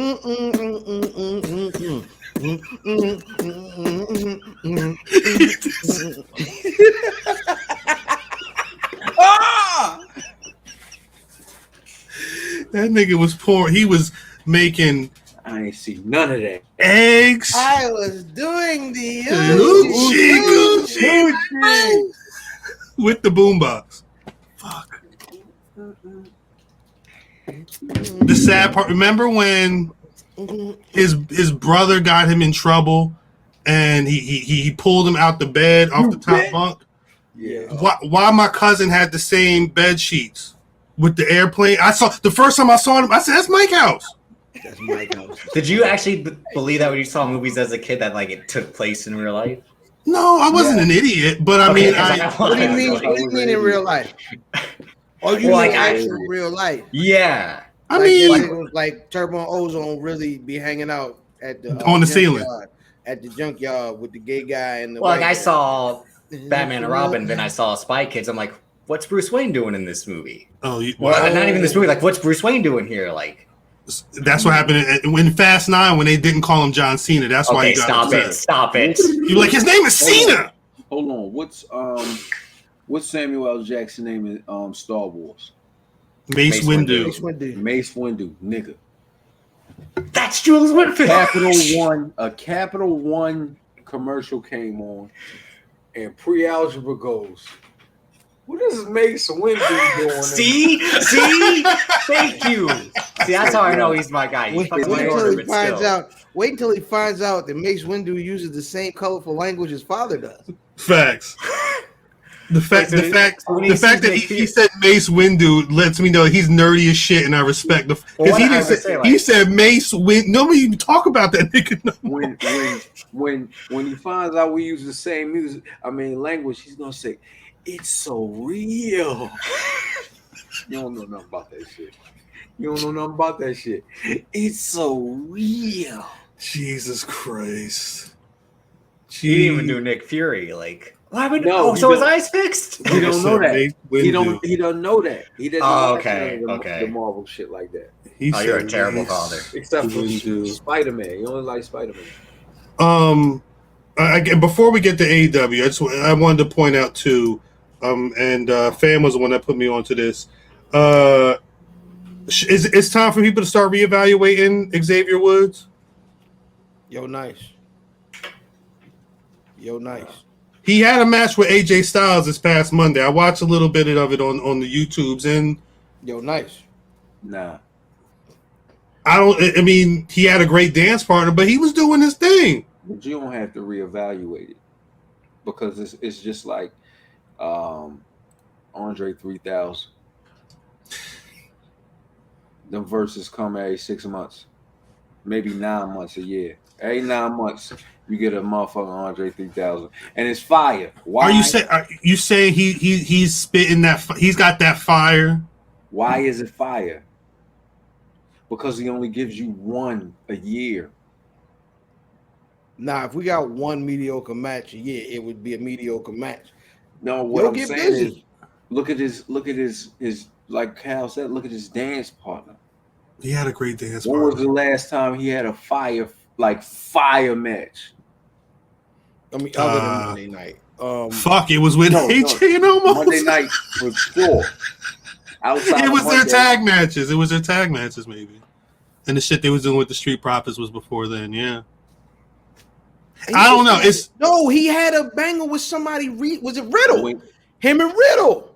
When? Oh, he did have that match with Riddle. He did last month or the month before. It was 2 months ago. It was good. The match with AJ was better. I think he was trying. He'd be strong, but I think he was trying to do too much power shit, and it looked like it was a little bit of a struggle because he was jumping off the shit and flying through the ropes when I was watching him in the AJ style. Maybe that's just what it's more suited. His style is more suited for really getting active, outside the ring, jumping through the ropes and shit. Yeah, yo, he can wrestle. Absolutely. Yeah, he can wrestle. That's the point. That's all we're saying. Yeah, it was. I think Riddle earlier in the year when Kofi was out. Remember, then he feuded with Retribution and he got squashed by Mace and T-Bar. And that was his role, was just to put those guys over because they still kind of had plans. But him and Riddle, he did that thing where he pulled him and did the twisting suplex. When was his last dope match? Years ago. Yes, how many years? But this is what I said. The reason he has this, I'm saying the reason he has this, I'm just bullshit. He's just fucking around. But it hurts that Kofi and Big E are that good. he But gets overshadowed by it. So Like that's I the was- thing. That's what we saw, or I think was it Wilkins said it on the timeline.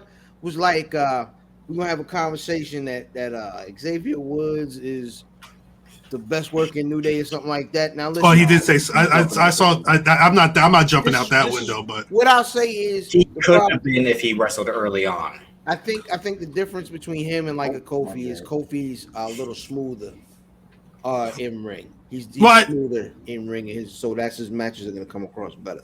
I think what my point is kind of like what would happen if we were able to get this. Like if you were able to give Xavier time, especially now they're going on the road. Put Xavier in singles matches. Kofi's not around. Big E's on the other brand. Get Xavier doing something. Get him learning how to be a better singles competitor. It's only going to be beneficial for him when you need some, because he can talk and you know he can command a segment on TV. Put him. You can give him the shit they be having Elias do. Just get at the Xavier. Let him build. Let him get more experience and more. I think it's the confidence, because once he's able to go in there and mix it up, especially with someone that can dance, it's going to be a dope. It's going to be a dope mixture. Yeah, I think we And don't forget, because I'm looking up right now, he was in that U.S. title tournament in the fall of 2017, where he was the New Day representative, and I'm like, he should have gone farther, and he lost to Jinder Mahal. That was a bad match too, though. That match with him and Jinder was bad. It's Jinder Mahal. I remember I was walking to the laundromat, I believe, talking to these two on the polo. Like, did y'all see that SmackDown? This match looked bad. Like it was not a good look. sounds like a gender match to me. It's true. Yeah. Hey, yo, I swear, I say it every single week, yo. I think they're putting that head wrap on Jinder so we know he ain't a nigga. Like, he got that. He got that cut. Yeah, he got the little line up on his beard. You know what I mean? He got the low. You know what I'm saying, on the top. Like, you take the little head wrap off, he like a nigga named Rodney. Facts. That's Rodney. That's Rodney Jack right there. Yeah, should we? They give him Beat a white boy challenge. Wait, Drip. You've been going through the archives, right? Mm-hmm. Have you heard any of the Rodney Mack Invitational episodes? Where you guys have done that? No, I'm still in 2019. See, this is the thing, and I don't. We're gonna get into Mac just said that he was a projectile shitter. No, what I'm saying is, for people to put, he said that like he was proud. He probably was. Like now, like Drip, I'm a projectile shit. Like I'm a habitual line stepper. Drip, we heard about the non-gender bathrooms for like a month. He was like, shit was heaven. Yo. He kept trying that he shit in there once and kept trying to go back and wasn't able to. That's what it was, wasn't it? My nigga. the intergender bathrooms, yo. Yo. Amazing. I went in one once when I was at the Red Bull. Super clean. Like, yo, I could legit take all my clothes off. You know what's funny is like Matt's name. Matt's name, it's both. Never mind. Listen, I'll fuck you up, Drip. It can go to either one. So listen, it wasn't intergender when I got it, bitch. Somebody changed it? Oh. I have been changed. I forget if you want to know Matt's real name, Cash App. Don't do that. Yeah, How much? Wait, how much you getting paid to snitch? Snitch? Well, WWE always sends at least $1,500. They send it to you. That's how they know what's going on in this pod. Mm-hmm. Yeah, but that kind of stopped about 2 weeks ago. So about $15. I was about to make a point about that damn list too. I forget what I was going to say. Anyway, this Sunday is All Out. What's the Now Arena? What is this? It used to be the Sears. Oh, this was the old Sears. Who is now? Chi-Town. Now that's what I call music. That's how we get down. I don't know why who owns these Now Health Group. Okay, I don't know why that shit always fascinates me. These niggas, they spent all this money to put the name on the building. Who the fuck is you? Now Arena? Yeah. Niggas really be caring about the name of them arenas? Well, no, I'd I be just confused. in basketball, I look up at the sign. I'll be like, Fuck those shits. What? baseball But had the good scene where they would be playing at like Tampax Field, but like well, the Sears, I don't know nothing about that. The Sears Center is the Sears Center is iconic. That's some shit I've been hearing since I was a kid, and now it's the Now Arena. I don't know. That shit always. What's your favorite? What's your favorite that you can think of? My favorite arena? Yeah, that's like a legit brand name. The Capitol Center. That's a brand name. I don't know. TNT. City. I don't know. AT&T I isn't don't. bad, yeah. I don't know. Does it look? Cause like, do I give a fuck? AT&T is a beautiful field, but the most beautiful like stadium I've been to on a multiple time basis is Camden Yards. Camden Yards, the blueprint. But if it needs to be a brand name and beautiful, Yeah. AT&T. I don't know. I don't go nowhere. Hey I man, can't say. everybody claim up real quick because I mean it is a certain time of year coming up, and it ain't got nothing to do with wrestling, but Word. everybody got to. I mean, just to be clear, and I'm gonna ask this because you actually, Kay, you're the only person I really don't know the answer to. We got to claim up squads when it comes to this Nigga like the football Jets. season. The Jets. The Click. You got damn to Jets. choose up. Claiming a squad is funny because I've always followed the Eagle stuff, but That's all I wanted to hear. Nah, that's it. That's all. No. When I heard that, it's only because I'm 45 minutes outside of Philly. I watched the Philly. That's all I've seen is them talking about the Eagles and the Phillies and the Flyers. I'm too far away from New York. That nigga a Jets fan. They play in New Jersey I don't, anyway. that don't mean shit to me. They don't say they Jersey. so this is my question: if you choosing, that's what you choosing. If I'm choosing, yeah. That nigga's an Eagles fan. No, I don't get the thing. Again, We know you don't care. that's my just like the album, just like CM Punk coming back. I've already written what I felt about the Here's what NFL I a don't minute care ago. about. Y'all don't want the list though, because every time I mention it, it's like nigga, shut up. We know you don't care, but I genuinely don't. I watched the Super Bowl. I used to pay attention to the NFL a while ago. Around the time that Donovan McNabb was throwing up at the Super Bowl. Years ago. That's kind of around the time I was only watching it because it was on TV while the 50 Cent album was downloading because that was the weekend it leaked, but nobody really remembers that because nobody's really on that pirate shit like I am. Cal's like I care about. Get Rich or Die Trying leaked the weekend that the Eagles is in the Super Bowl that when Donovan McNabb was there. Go run the numbers back. It was a couple months before the album came out. I don't know anything, Your Honor. What's y'all teams though? 49ers? Cowboys? I don't know what this nigga team is. What's this nigga team? Steelers. That's right. That's right. How you a Steelers team? Steelers fan? Get Rich or Die Trying released February 6, 2003. When was that Super Bowl? Was it a couple weeks before? February 4th.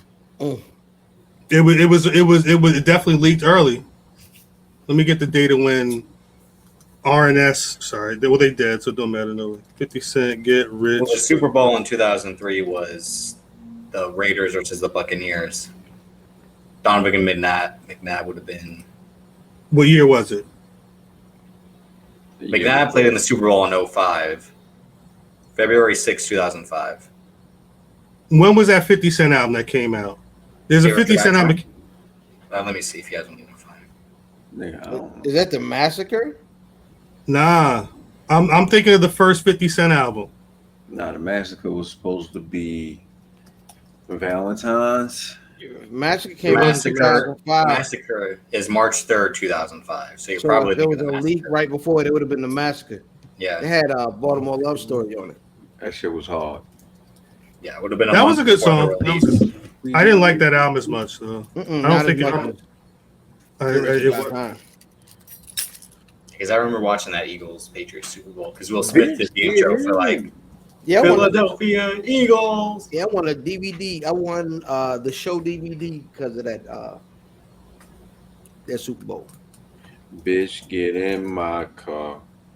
Are we doing predictions for? No, because since there was a tie with you, Math, and Black John Stud, you guys would only really be eligible to do picks. No, I'm saying, are we doing? Tiebreaker? But are we doing? Non-title match. It's non-title for the predictions for this. I got my pickup lines. I stay on the grind. Something, something, something. Bitch, get in my car. Bitch, get in. Is this a fit? All right, so they got 10. I don't know what it's. There's 10 matches on this card. Currently, they have a 10-man tag team match as being on the pre-show. I guess in place of the women's battle royal. Huh? I beg your pardon. Yeah. 10 men's. 10 men's versus 2 men's. Nah, it's 10 men. It's 5 men versus 5 men's. It's 10 men's. They're all wrestling each other. Bam was saying that on an episode I was with you earlier. It's like, shouldn't it really be a 3-man tag? Because it's 3 on each side. It's 3 I know men. it's 6 total, but it's a 3-man tag. Because 3 men will be 2 men. And just like 3 men's. It's 3 men's. 2 men's. Yeah, you hold your fingers like this. I swear you a Ninja Turtle. Yeah, for real. Who does 2 men's? That's awkward. Hey, Mikey, crunch a little bit louder. Hey, Mikey. These shits, they would hold pizza with these shits? Yes, with 2 of them. Somehow. Yeah. How do they even pick it up? How do they even pick it up? With these, the claw. Hey, I saw something funny. Remind me when we off air, man. That's pretty funny. Again, so we're doing predictions for real? No. I don't even care about most of these matches. Just run and talk about them. Yeah. Well, yeah, again, 10-man tag. It's essentially baby faces versus heels. The Hardy family office against Orange Cassidy, Chuck Taylor, Wheeler Yuta, and Jurassic Express. The Hardy family, that's their name? Yep.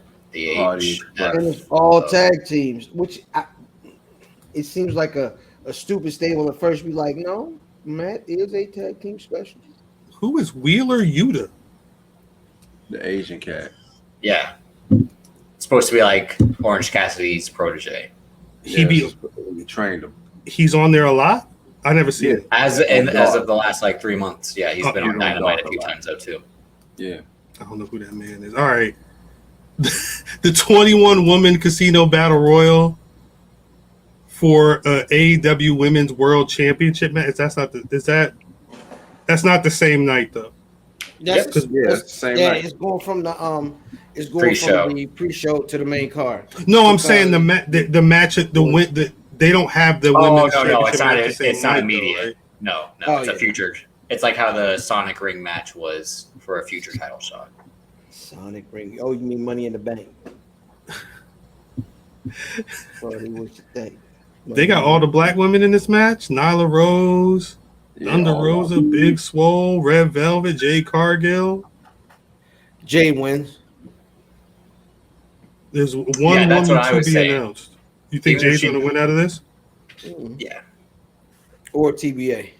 It's going to be one of the two to be announced. Who do you think they could be? I don't know, dog.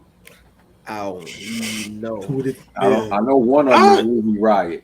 I was going to say it's got to be Ruby, right? Ruby Riot. That'd be Ruby Soho.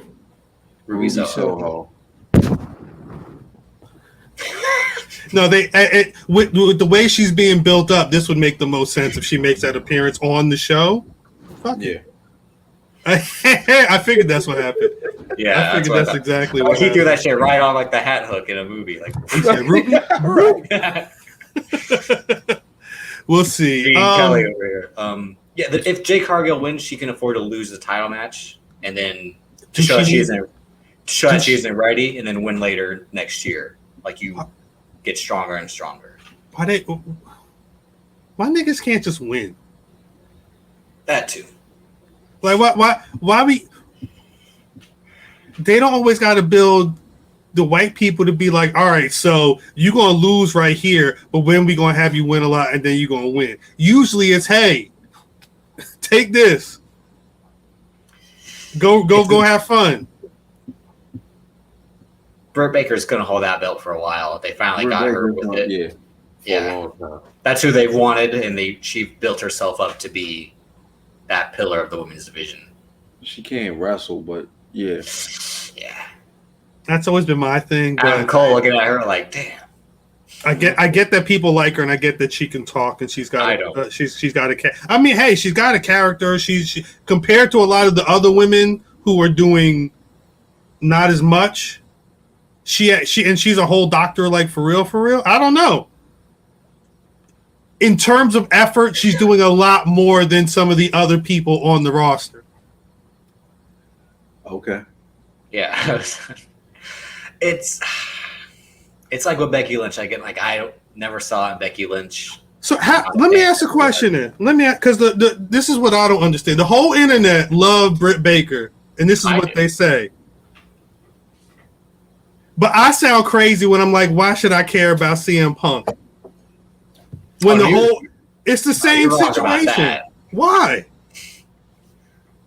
What's the difference between CM Punk and Britt Baker? CM Punk has actually done something in pro wrestling. Yeah. That's a huge difference. Outside of the big glaring, he's been a WWE pro champion who's been interviewed by GQ and all. Like realistically, down to brass tacks. What's the difference? But what's the difference between the two of them? That's it. He's a prolific pro wrestler. No, well, it sounds like the difference is he already. Hater. Oh my god. No, I'm not fucking hating. Listen, it sounds like the difference is he got put on the pedestal and was able to move, and she's just getting put on the pedestal and is gonna move. It sounds like the same shit to me. Yeah, she's not as good as he was. He was successful in more than one place. Yeah, he was more than one place. At every time of the card, every part of the card, opening match, mid card. Well, I don't know. I don't know nothing about his opening match. I saw him on WWE. I saw him wrestle a lot with Kofi Kingston. I'm talking about now in the game, in the dance, on the main roster. By the way, he got kicked in the face, and I'm sure he was pissed this week. I thought you were saying he was concussed already. He got kicked in the face, and I know he was mad. At the end of the promo, he checks his teeth because legit, he got stomped in the mouth. Welcome back, nigga. Flair. That's what he asked for. Hey. God damn. This is me. This is like me and Triple H, Cal and CM Punk. No, it's different. It's different though. It's different. It's different because I have to be the person on the island by myself. You do. I think you. That's a difference. I think. Yeah. No, it's. I have no choice because that's where I live. That's where I live, and I'm fine with it. I'm fine with it. Drake is pregnant. Did he? Nice little Nas X. Oh, pardon me. Again, Kyle, you're the one who's like, that what might be happens the when baby dude's that not Drake is good? hiding again. What you said? I said what, Drip? You're the one who's been on the what happens if Dune isn't good island since last year. It's the facts. I can't help that I got opinions. I mean, hey, when I'm not able to back them up or I don't have a reason for them, then that's when you start questioning. I'm not the nigga just like, yo, CM Punk is trash. Don't ask me about it. Huh. That's weird. I saw the GPS loading before he got that before he started that sentence. I seen it. That was very righteous of you. Speaking of CM Punk, that's the other. Well, next up is John Moxley, Satoshi Kojima. I don't even know who that man is. What I'm saying is, I'm being dead serious. What I'm saying is, we got 10 matches, and there's only so much that's really shit people care about. The conversation I seen on the timeline all week is Darby Allin going to win or not? Should he win or not? No. Yeah, he's going to win. No is the both. Why? No. He's going to win because who else is going to challenge Kenny Omega next? Wow. No. That's a jump. You mean when Kenny Omega don't got the ramen is gone. Yo, somebody burnt up the ramen. It's black now. It's black. Wait, so Drip, I there's a lot of people who I think assume that CM Punk picked Darby because Darby's about to be next up. Do you think it sounds like you're saying this might be the pedestal for Darby to get that main event match? Yeah, I said this I think last week, where it's like you still believe it though. Yeah, because they're going to drag out that Hangman Page thing for a while. I'm not saying Darby Allin's going to beat Kenny Omega, but he'll be the next title match. All this shit feel like a waste, yo. It's too early. I think it's still a bit too early for Darby. He was the best TNT champion. How was that? Just getting into this. Miro. Don't you fucking do no. Is Miro's the one that the best one being built for that role, right? Yes. Yes. Miro is a lot better at promos. No. I definitely want Miro on my TV before the little skate. This is In my opinion. He's not finished his transformation into Junior Sting. He got to finish being Junior Sting. You know what I'm saying? And I think this is just part of his journey still. Shout out to Sting for cutting a terrible promo. we really still giving people out participation awards? Yo, Sting hair connected to his makeup. Take the whole shit off. No. You gotta wipe the whole shit. Come on. Get that color now. No, it's just that's just really good paint. That's the face real color. That's just what he got up there and looked like. Nah, he came in and said, "Well, I like seeing it go to take a nap. I like seeing it because." No, it wasn't even that. It was just so like them niggas came CM in. Punk in the ring, yeah. Like, them niggas came in and beat up CM Punk, and then Darby and Sting came and made the save, and they all gave finishes. Pause. And then at the end, Sting asked for the microphone and was like, "Yo, I like see." And the guy handed it was like, "I don't think we should." And then he came out and said, "I like turtles." I like turtles. I like turtles. He had the same makeup and everything. That's funny. Same makeup. But yeah. Again, that's what made Ricky Starks so good. Is he was like, Ricky Starks, Darby man. Allin. So I got a feeling there's something weird gonna happen because Sting announced for some reason that he won't be at ringside for this. You know what I mean? He's just gonna let y'all fight it out between yourselves. So it shall be interesting. There has to be a reason for that, right? I think we'll find out. And that's just a singles match. There's no special stipulations or it's not a skateboard match. It's not a painkiller match or some shit like that. Catch can. What? Darby Allin can do that? No. Yeah. He is a spot monkey. That nigga can wrestle? Or you saying catch me while I'm doing the coffin drop? I don't know if I've seen him wrestle, so we shall see. CM Punk said, "Catch me, I'll catch you like Ryback did not catch me." Chris Jericho versus MJF. If Jericho loses, he must retire from in-ring competition. That's why MJF was calling him Muhammad Ali all week. Mm-hmm. Yeah, it's MJF. Yeah, can Chris Jericho just lose so I don't have to see him wrestle? Sorry. But then you have to hear him on commentary. No, you just won't see him wrestle. You don't even watch. Sorry, fellas. You won't see him wrestle. I'm afraid we've got some bad news. I don't want to see him Jericho wrestle. is going to win this match. Matt, if you ever think that maybe I don't want to watch it because it's some of the shit like having to see Chris Jericho wrestle. No, that's a fact. But he got Wendy Williams' body. I got to watch him in the main event. All right, yo, I'm out. All right, my Black Rasslin of the week is Chris Jericho. I'm out of here. He can walk out like these, and his legs is like toothpicks. Like it's just what it is. He came out. He said, "Come on, baby." He came out this week and was like Raw is Jericho, but he didn't say Raw. He didn't say he said either. this is the first time. No, I think he said I'm ever going to say Dynamite is Jericho. He didn't say Dynamite. He said. Did he say AEW then? No. Did you say Rampage? Is it No. Was he in Chicago? Where was he at? Where was? Oh yeah, it was probably Chicago is I Jericho. think he said Yeah. Chicago is Jericho. Like he went into that this week. He gonna win? Yeah, I think he's No. Yeah. No, But the next pay-per-view is the end of the year. he's not winning. Yeah. I guess the question is, if he wins, they're going to be doing this until December. No. Because he's not No, winning. it'll just I it'll don't be like understand. Chris Jericho beat him. It's AEW booking again. It's their storytelling. I just don't understand. Like,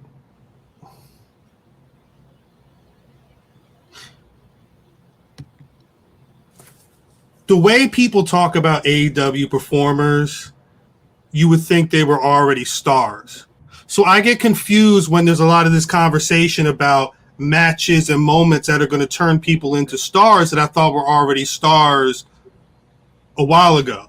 That's where I get confused with things, because I don't like if MJF is that nigga that people say he is. Why would he need to continue with Chris Jericho for? He's not. Like even if it's not, I'm not saying you elevate him immediately to fighting Ramen Noodlehead, but I'm saying like, isn't there like he can't get to that point where he's That's fighting the coming. next nigga? No, it's over.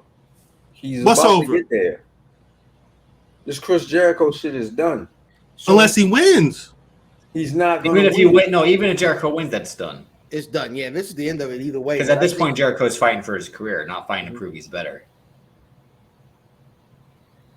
because they a great deal of what we see in their dealings is 50-50 booking. So he lost the trials of Jericho. What is the use in having another match other than more 50-50 booking? And that's why he's gonna win. But is it like seriously? Is this program, is this better for MJF? Like, is he a better pro wrestler? Is he a better star? Is he a better competitor in people's eyes because of what he's been doing with Chris Jericho for this time? He's been elevated on the card by this feud. To answer that question, so Did he I would need? say, is it a necessity? No. But did it elevate him on the card on AEW TV and what they're doing storyline wise? Yeah. Yes. Wouldn't the thing, wouldn't more like competitive matches, wouldn't something with somebody who's actually also vying for this? I'm saying, like, Well, don't forget, Because he but- faced but- Jon Moxley last year for the title. He's not a guy that's going to be elevated by matches. He's going to be elevated by the stories he tells. is this because pro wrestling's different? I think this is really old school pro wrestling. 30 years ago this week, Bret Hart beat Mr. Perfect for the Intercontinental Championship at SummerSlam. Yeah, the wrong man won. Regardless. And I'm glad you said that, because you know what? If you go back and watch that match, it was a great match. No, Mr. Perfect damn near won that match. I rewatched it the other day. I was like, yo, this is fire. Yeah, classic. I remember, especially in this, not in the main event, not in the world championship tier, where at some point, if you're saying you was the best, you were saying that you was that guy, you had to go up against the other person that's that guy. I don't see that as, aside from when they're talking on the microphone. And I feel like MJF needs to be wrestling niggas that is in that same peer group. But it's funny. It's funny that you mentioned that era and actual workers in the ring, because those guys weren't the top of the card. But that's what I'm saying. The top. Oh, they were going to say great promos. Like, I hate you, and I but- hate you. but what I'm saying- My wife. But in terms of levels in the promotion, they're still at that same point. MJF's not in the main event card yet. He's Correct. elevating towards that. But At some, yeah. Why- All right. So who? All right. So hold on. You say he's not in the main event of the card, right? mhm. That tier of wrestlers. So who are the main eventers in AEW? If I listen to Keeks, it's Orange Cassidy, it's Adam Page, it's everybody who all is being put in contention every week. Is somebody being in contention for the championship? What does that mean at some point, though? Well, let's really talk about the actual main. You know what I mean? To quote what my man Eve be saying, I have a developed frontal lobe. in the frontal lobe, I have two eyes, two ears, and a developed frontal lobe. We know that Kenny Omega is main event scene. We know Jon Moxley is main event scene. We know I said Chris earlier, the Jericho. main events of every Dynamite was the Chris Inner Jericho Circle, has the been- Elite. Moxley, Chris Jericho Randy still Allen. main event at this point. When's the last time he main evented? Blood and He's Guts. still main event. He's still Even main the event. Nick Gage. So, the Nick that's Gage, why the you're saying second labor. Come on. yeah. Nick Gage is still there. No, when he had Then the I'm not second- when he had the talking about. match- I'm not talking about him. Then Because I'm that talking about was- niggas that's there. Yeah, You that's said what I'm saying. scene. This is So, but Math, I got a question. So, if Chris Jericho is main event, so you're saying that's why MJF is main event? that's why He's- that's why That's this why is he's going to be main elevated. event. So he's not main event right now. Then No, Well, he's fighting Chris Jericho, so he's that's what I'm trying. That's what I'm trying to understand. Because that's not confusing. That's I no, would that's know. the answer to your question. I That would is the answer assume to your question. he's main event. He's main event because he's wrestling someone that's main event. He's being Correct. elevated by Yeah. a main eventer, and that's That why sounds he's main different. That sounds different. It sounds like he's getting to the elevating would mean that he was in a position and he's going up event. Yeah, he is going up. It's But like by every- wrestling but Chris again- Jericho.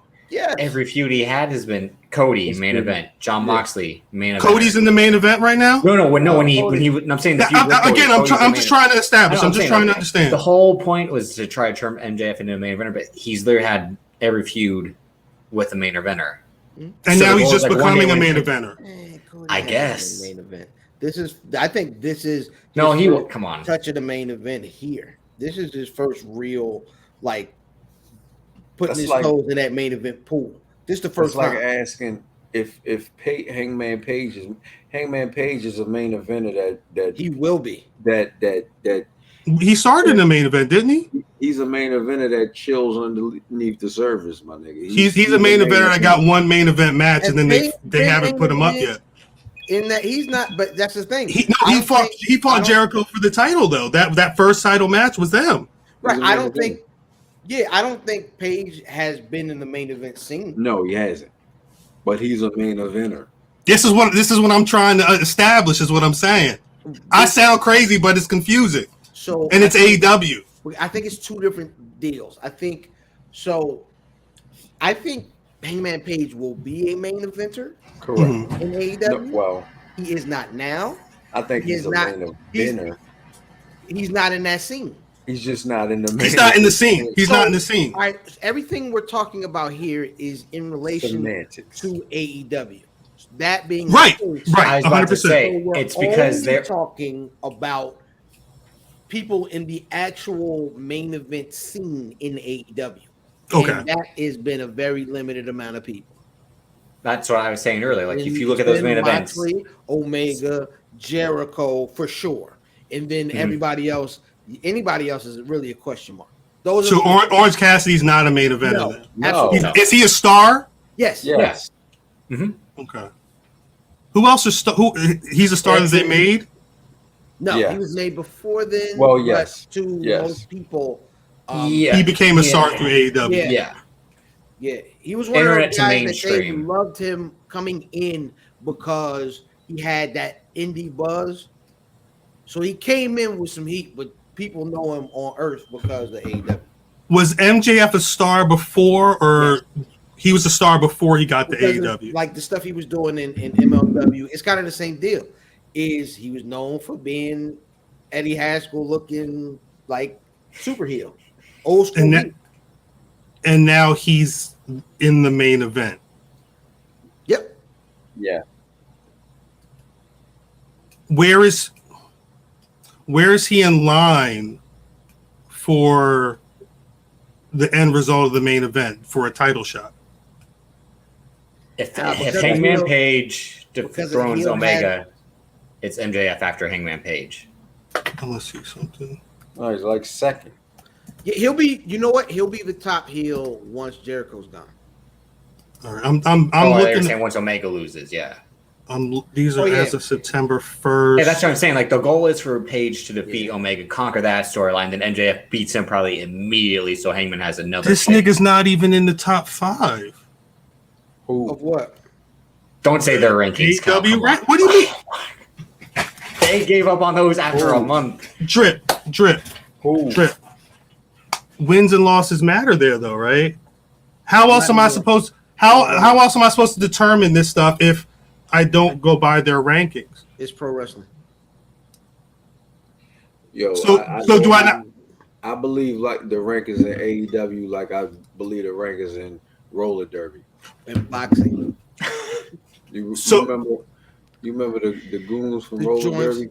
Yes, the teams. I used to watch that after pro wrestling. I would watch. It used to come on Fox after that. Yeah, every afternoon. But like, niggas get whipped. No, it was crazy. Well, I think that was a lot of. It's fun. The one thing I've heard. The one thing I've heard Dave Meltzer. You might want to rephrase the wording of that. Yeah. The one thing I've heard Meltzer talk about more than pro wrestling is roller derby. Surprisingly, for whatever reason, it's just what it is, and it might be. But I wanted to read. This is the AEW rankings. Now, aside from Kenny Omega being the world champion and Miro being the TNT champion, Christian Cage is number 1. Correct. Orange Cassidy is number 2. Correct. Darby Allin is number 3. Correct. Powerhouse Hobbs is number 4. Correct. That should tell you everything you need to know right there, actually. Brian Cage is number 5. Now I want to ask a question. Cage, Orange Cassidy, Darby Allin, Powerhouse Hobbs, Brian Cage. How many of them are in the actual main event? None of them. None. And that the good part about that is they can always go back to that ranking to artificially push someone. Yes. Which is why that's why they created it. Useful. But yes. other than that, the real how their pro wrestling normally works, it doesn't matter. Well, I was going to say because I this only shows the top 5. I don't know where MJF is, but if looking at the way the situation is going, let's say he beats Chris Jericho on Sunday, I would assume he needs to be up in those rankings, right? And if he is already a star, already in the main event, at some point he should be moving up. I think the wins and losses moves you up. So one win isn't going to be that drastic. I don't think they weight the win. So I think like I said, I think that sports aspect of what they are, which has been way flawed background it's compared flawed. to when they first did it, because they really touted it at first. Right. It's probably how they sold it to TNT, but it's been pushed it's way like to the background. real but fake. But we're keeping track. The thing is, it's there, and it was what was touted. Just like we're the company with inclusion. This is why we have to look at. I'm saying this is why we have to ask the questions. This is why I need the context behind these things that are put on the timeline. Because at a certain point, we could start poking holes, and when them holes start getting too big, there's a fucking problem. You mean to tell me? I just don't think this hole is at a point that I don't think it doesn't make sense. Like Brian Cage and Powerhouse Hobbs are in a feud right now. They're trading. I'm assuming they're trading 50-50 wins back and forth. Well, they had the first match yesterday, and Hobbs won with interference. They've been beefing for a minute, though, right? Like Christian Cage has been trying to get out the squad for a minute. Brian Cage. But they haven't had a match yet. Swole Cage has been frustrated for months now, and he's been wanting to get away from Hobbs and them. Remember Cage was beefing with Eminem? Nigga was trash. He was trash. He had that one shit. It wasn't. He flipped Clockwork Orange theme, but it was still just like I'm gruesome and disturbing. Like it's always just like horror movie set to a beat. Remember Ken Kniff? He had the Ken Kniff skit and was like, Cage? Ken Kniff from Connecticut. No, like I said, maybe I'm confused because it's weird to me that MJF, who seemed to be on a certain level, is not in the top 5 of the rankings, but at some point his matches are going to be more important than some of these people who are in it. Again, it's a combination of a lot of things that don't make sense. And then when someone like me tries to think about it and say, okay, what's the logical next step? There's too much. And I get confused. And then I don't want to watch. That's what happens. Sometimes it's just wrestling. Sometimes it's just wrestling. It's why you don't see anybody with bruised eyes. You know what, Math? I'm no one fam. I'm sorry. I believe that. I want it to be just wrestling, but then I go on the timeline, and it turns into a lot of after timeline. it turns into a lot of different things to the point where it's like I thought I was watching a pro wrestling show, but y'all made it into something else, and I don't know what I'm talking about. So I have to. You know what the timeline does? The timeline uses minutia to get you to try to agree and be on their side. Except for sometimes it don't need to be a side. Facts. And sometimes people don't need to agree. There's going to be times where you're going to agree to say, you know what, fuck it. One of us is wrong, but I'm right. That's not what I expect you to say. That's what people are thinking. Like if we're going back and forth, and the end of a 30-minute conversation is I'm still where I'm at and I'm still where I'm at. That's what it is. I think I'm right. You think you're right. Fuck it. We can't talk about it anymore. I don't know what I guess Kenny Omega and Christian Cage are having an AEW World Championship match. Are they building that Cage might be hold both the titles? Like that's actually going to happen? No.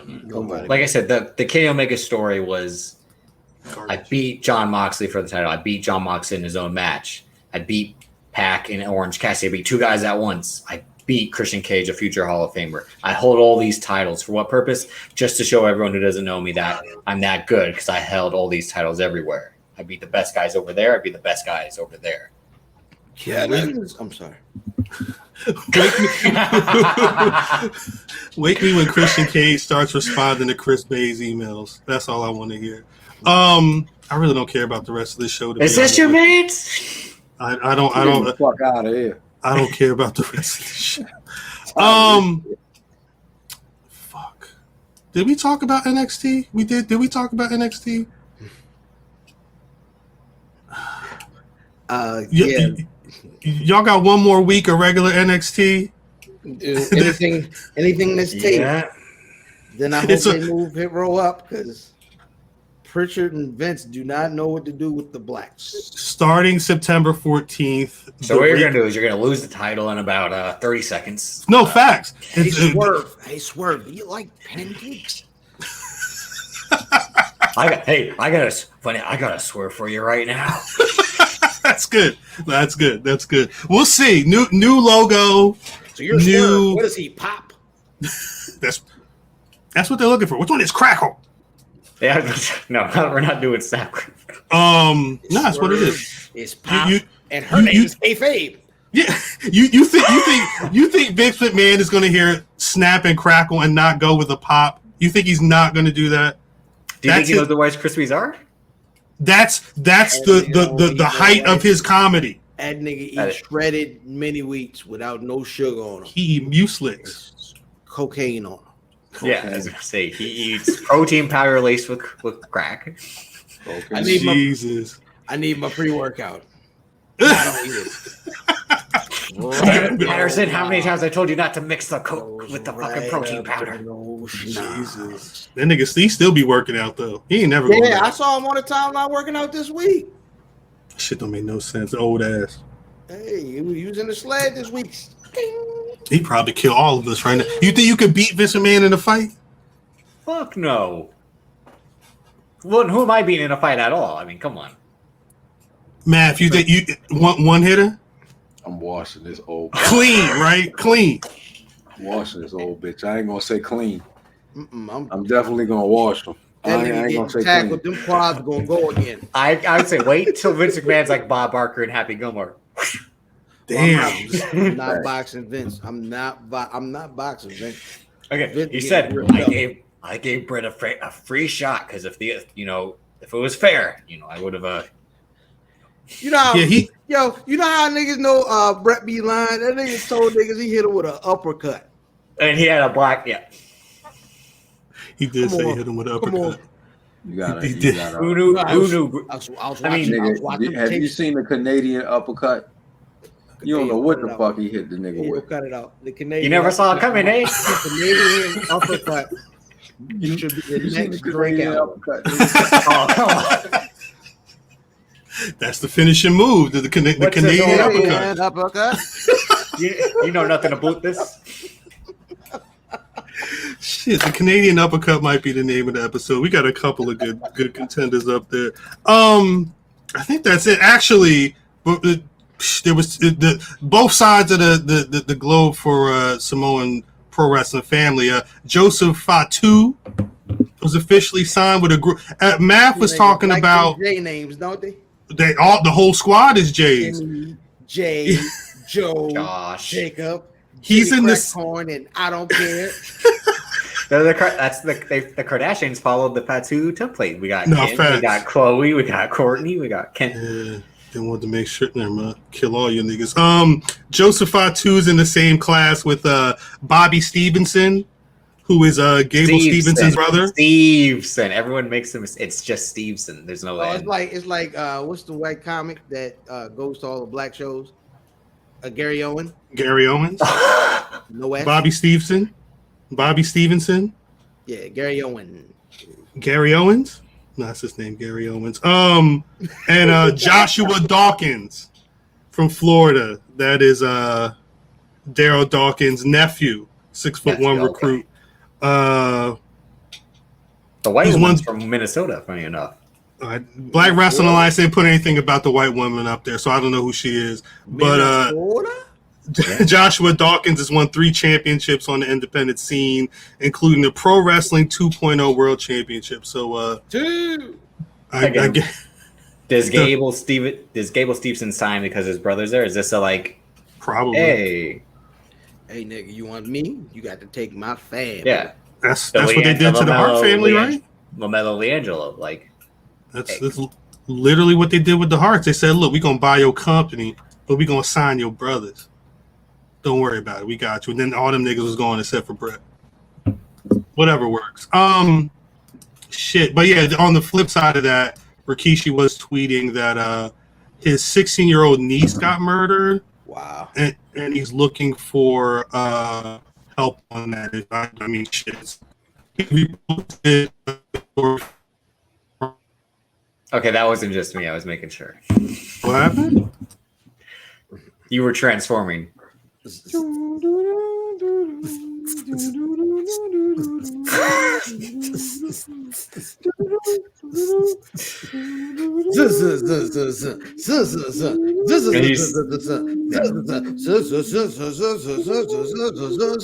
I'm sorry.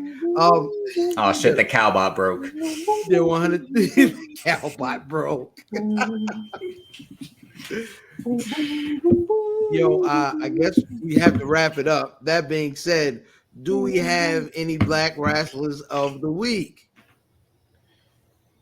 Bam! Why don't you go first? Because that's how the order it goes. And all right. Well, if my black wrestlers of the week would be the real Bloodline Records. Shout out to Sister Britt Waters for getting the new job over at Channel 7 in DC. And also shout out to Brian A. Oh my God, there's 2 cows. There's 2 of these bitches. There's 2 cows. Oh my. 2. Also, shout out It's to like Brian the A. Mystico. Waters and the Wrestling Realm for being voted one of the top 90, 15. I believe. Number 15 on the top 90 wrestling podcast, man. Shout out to them. Yeah. That was dope. Shit, was there anything else that was popping this week? Oh, this right here. You were supposed to be singing this week, nigga. He's supposed to be singing every week.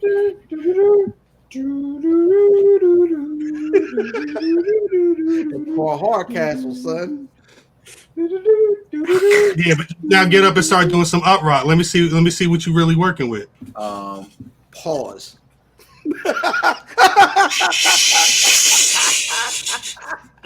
Nigga, you went Dance Mania. Show me what you're working with. My black wrestler Cal is Powerhouse Hobbs. Why? Because he's number 4 in the rankings? Big facts, because he got Number. the W this week. Is he? You think he's gonna win that feud? Yes. Starks has got the belt, The real winner of the feud is Starks, yeah. Yes. but Starks is still injured. We don't know because I we think saw he's Starks. He's been around. limited. Yeah, well, he beat Cage. I think he's still unlimited. It's like Yeah, we don't know if he's injured, Yeah. but yeah. I just hope Cage. Never mind. I'm not a fan I've seen people like Brian Cage all my life. I don't need to see Brian Cage be the guy. Oh God, here we go. Show it to him. Show it to him. Oh God, This shit always on me. What you talking about? What you talking about? not Give me for a long. reason. Give me a reason. Okay, Extreme Rules takes place before New York.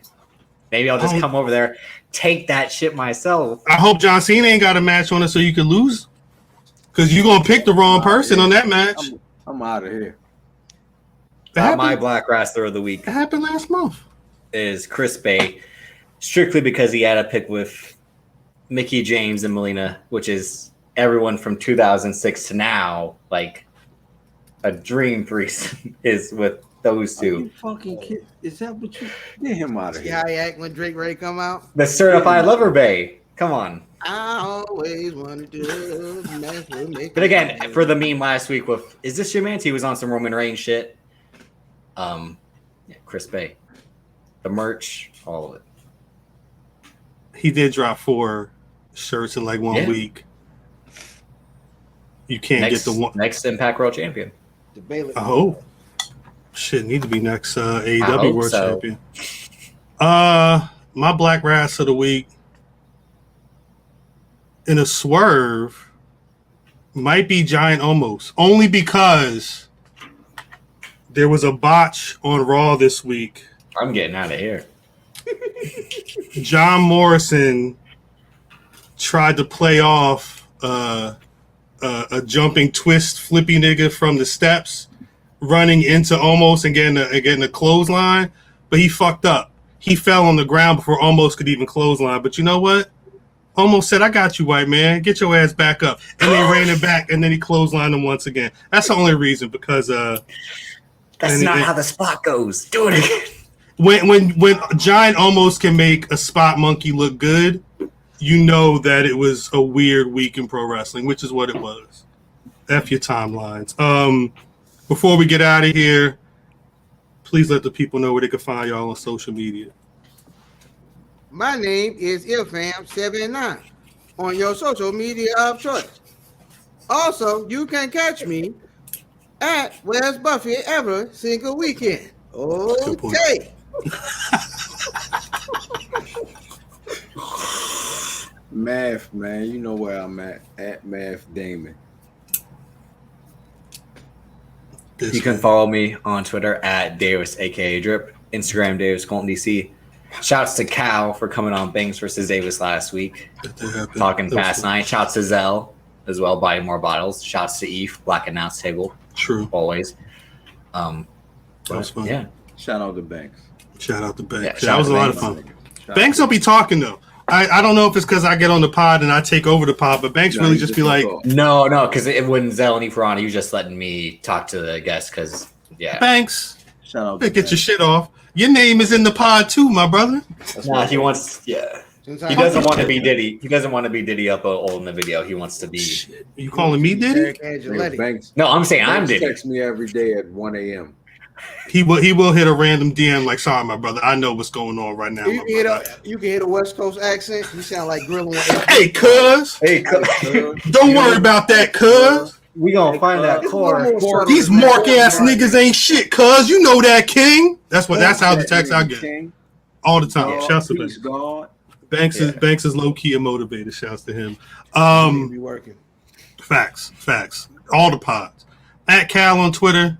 At Black Rasslin on Twitter, Facebook, and Instagram. BlackRasslin.com is the website. And as always, you can find the Black Rasslin Podcast on Spotify, Apple Podcasts, Google, wherever you get your podcasts, we're there. But more importantly, YouTube.com/Black Rasslin. Please give us if you're looking at the site and that subscribe button is red, make that shit gray. I'm going to need you to hit the like button, make that shit blue. Drop a comment, share with your people. Let the people know that you're rocking with the best. And it may sound crazy because I'm on the pod and I'm wearing the shirt, but I wouldn't say it if that shit wasn't facts. Peace to any podcast that we rock with, but niggas know. And that's why the nigga don't. Never mind. We'll talk to y'all next week. They fucking with the Harlem Gigolo. Get your hoe, lick her low, make your girl trick your dough.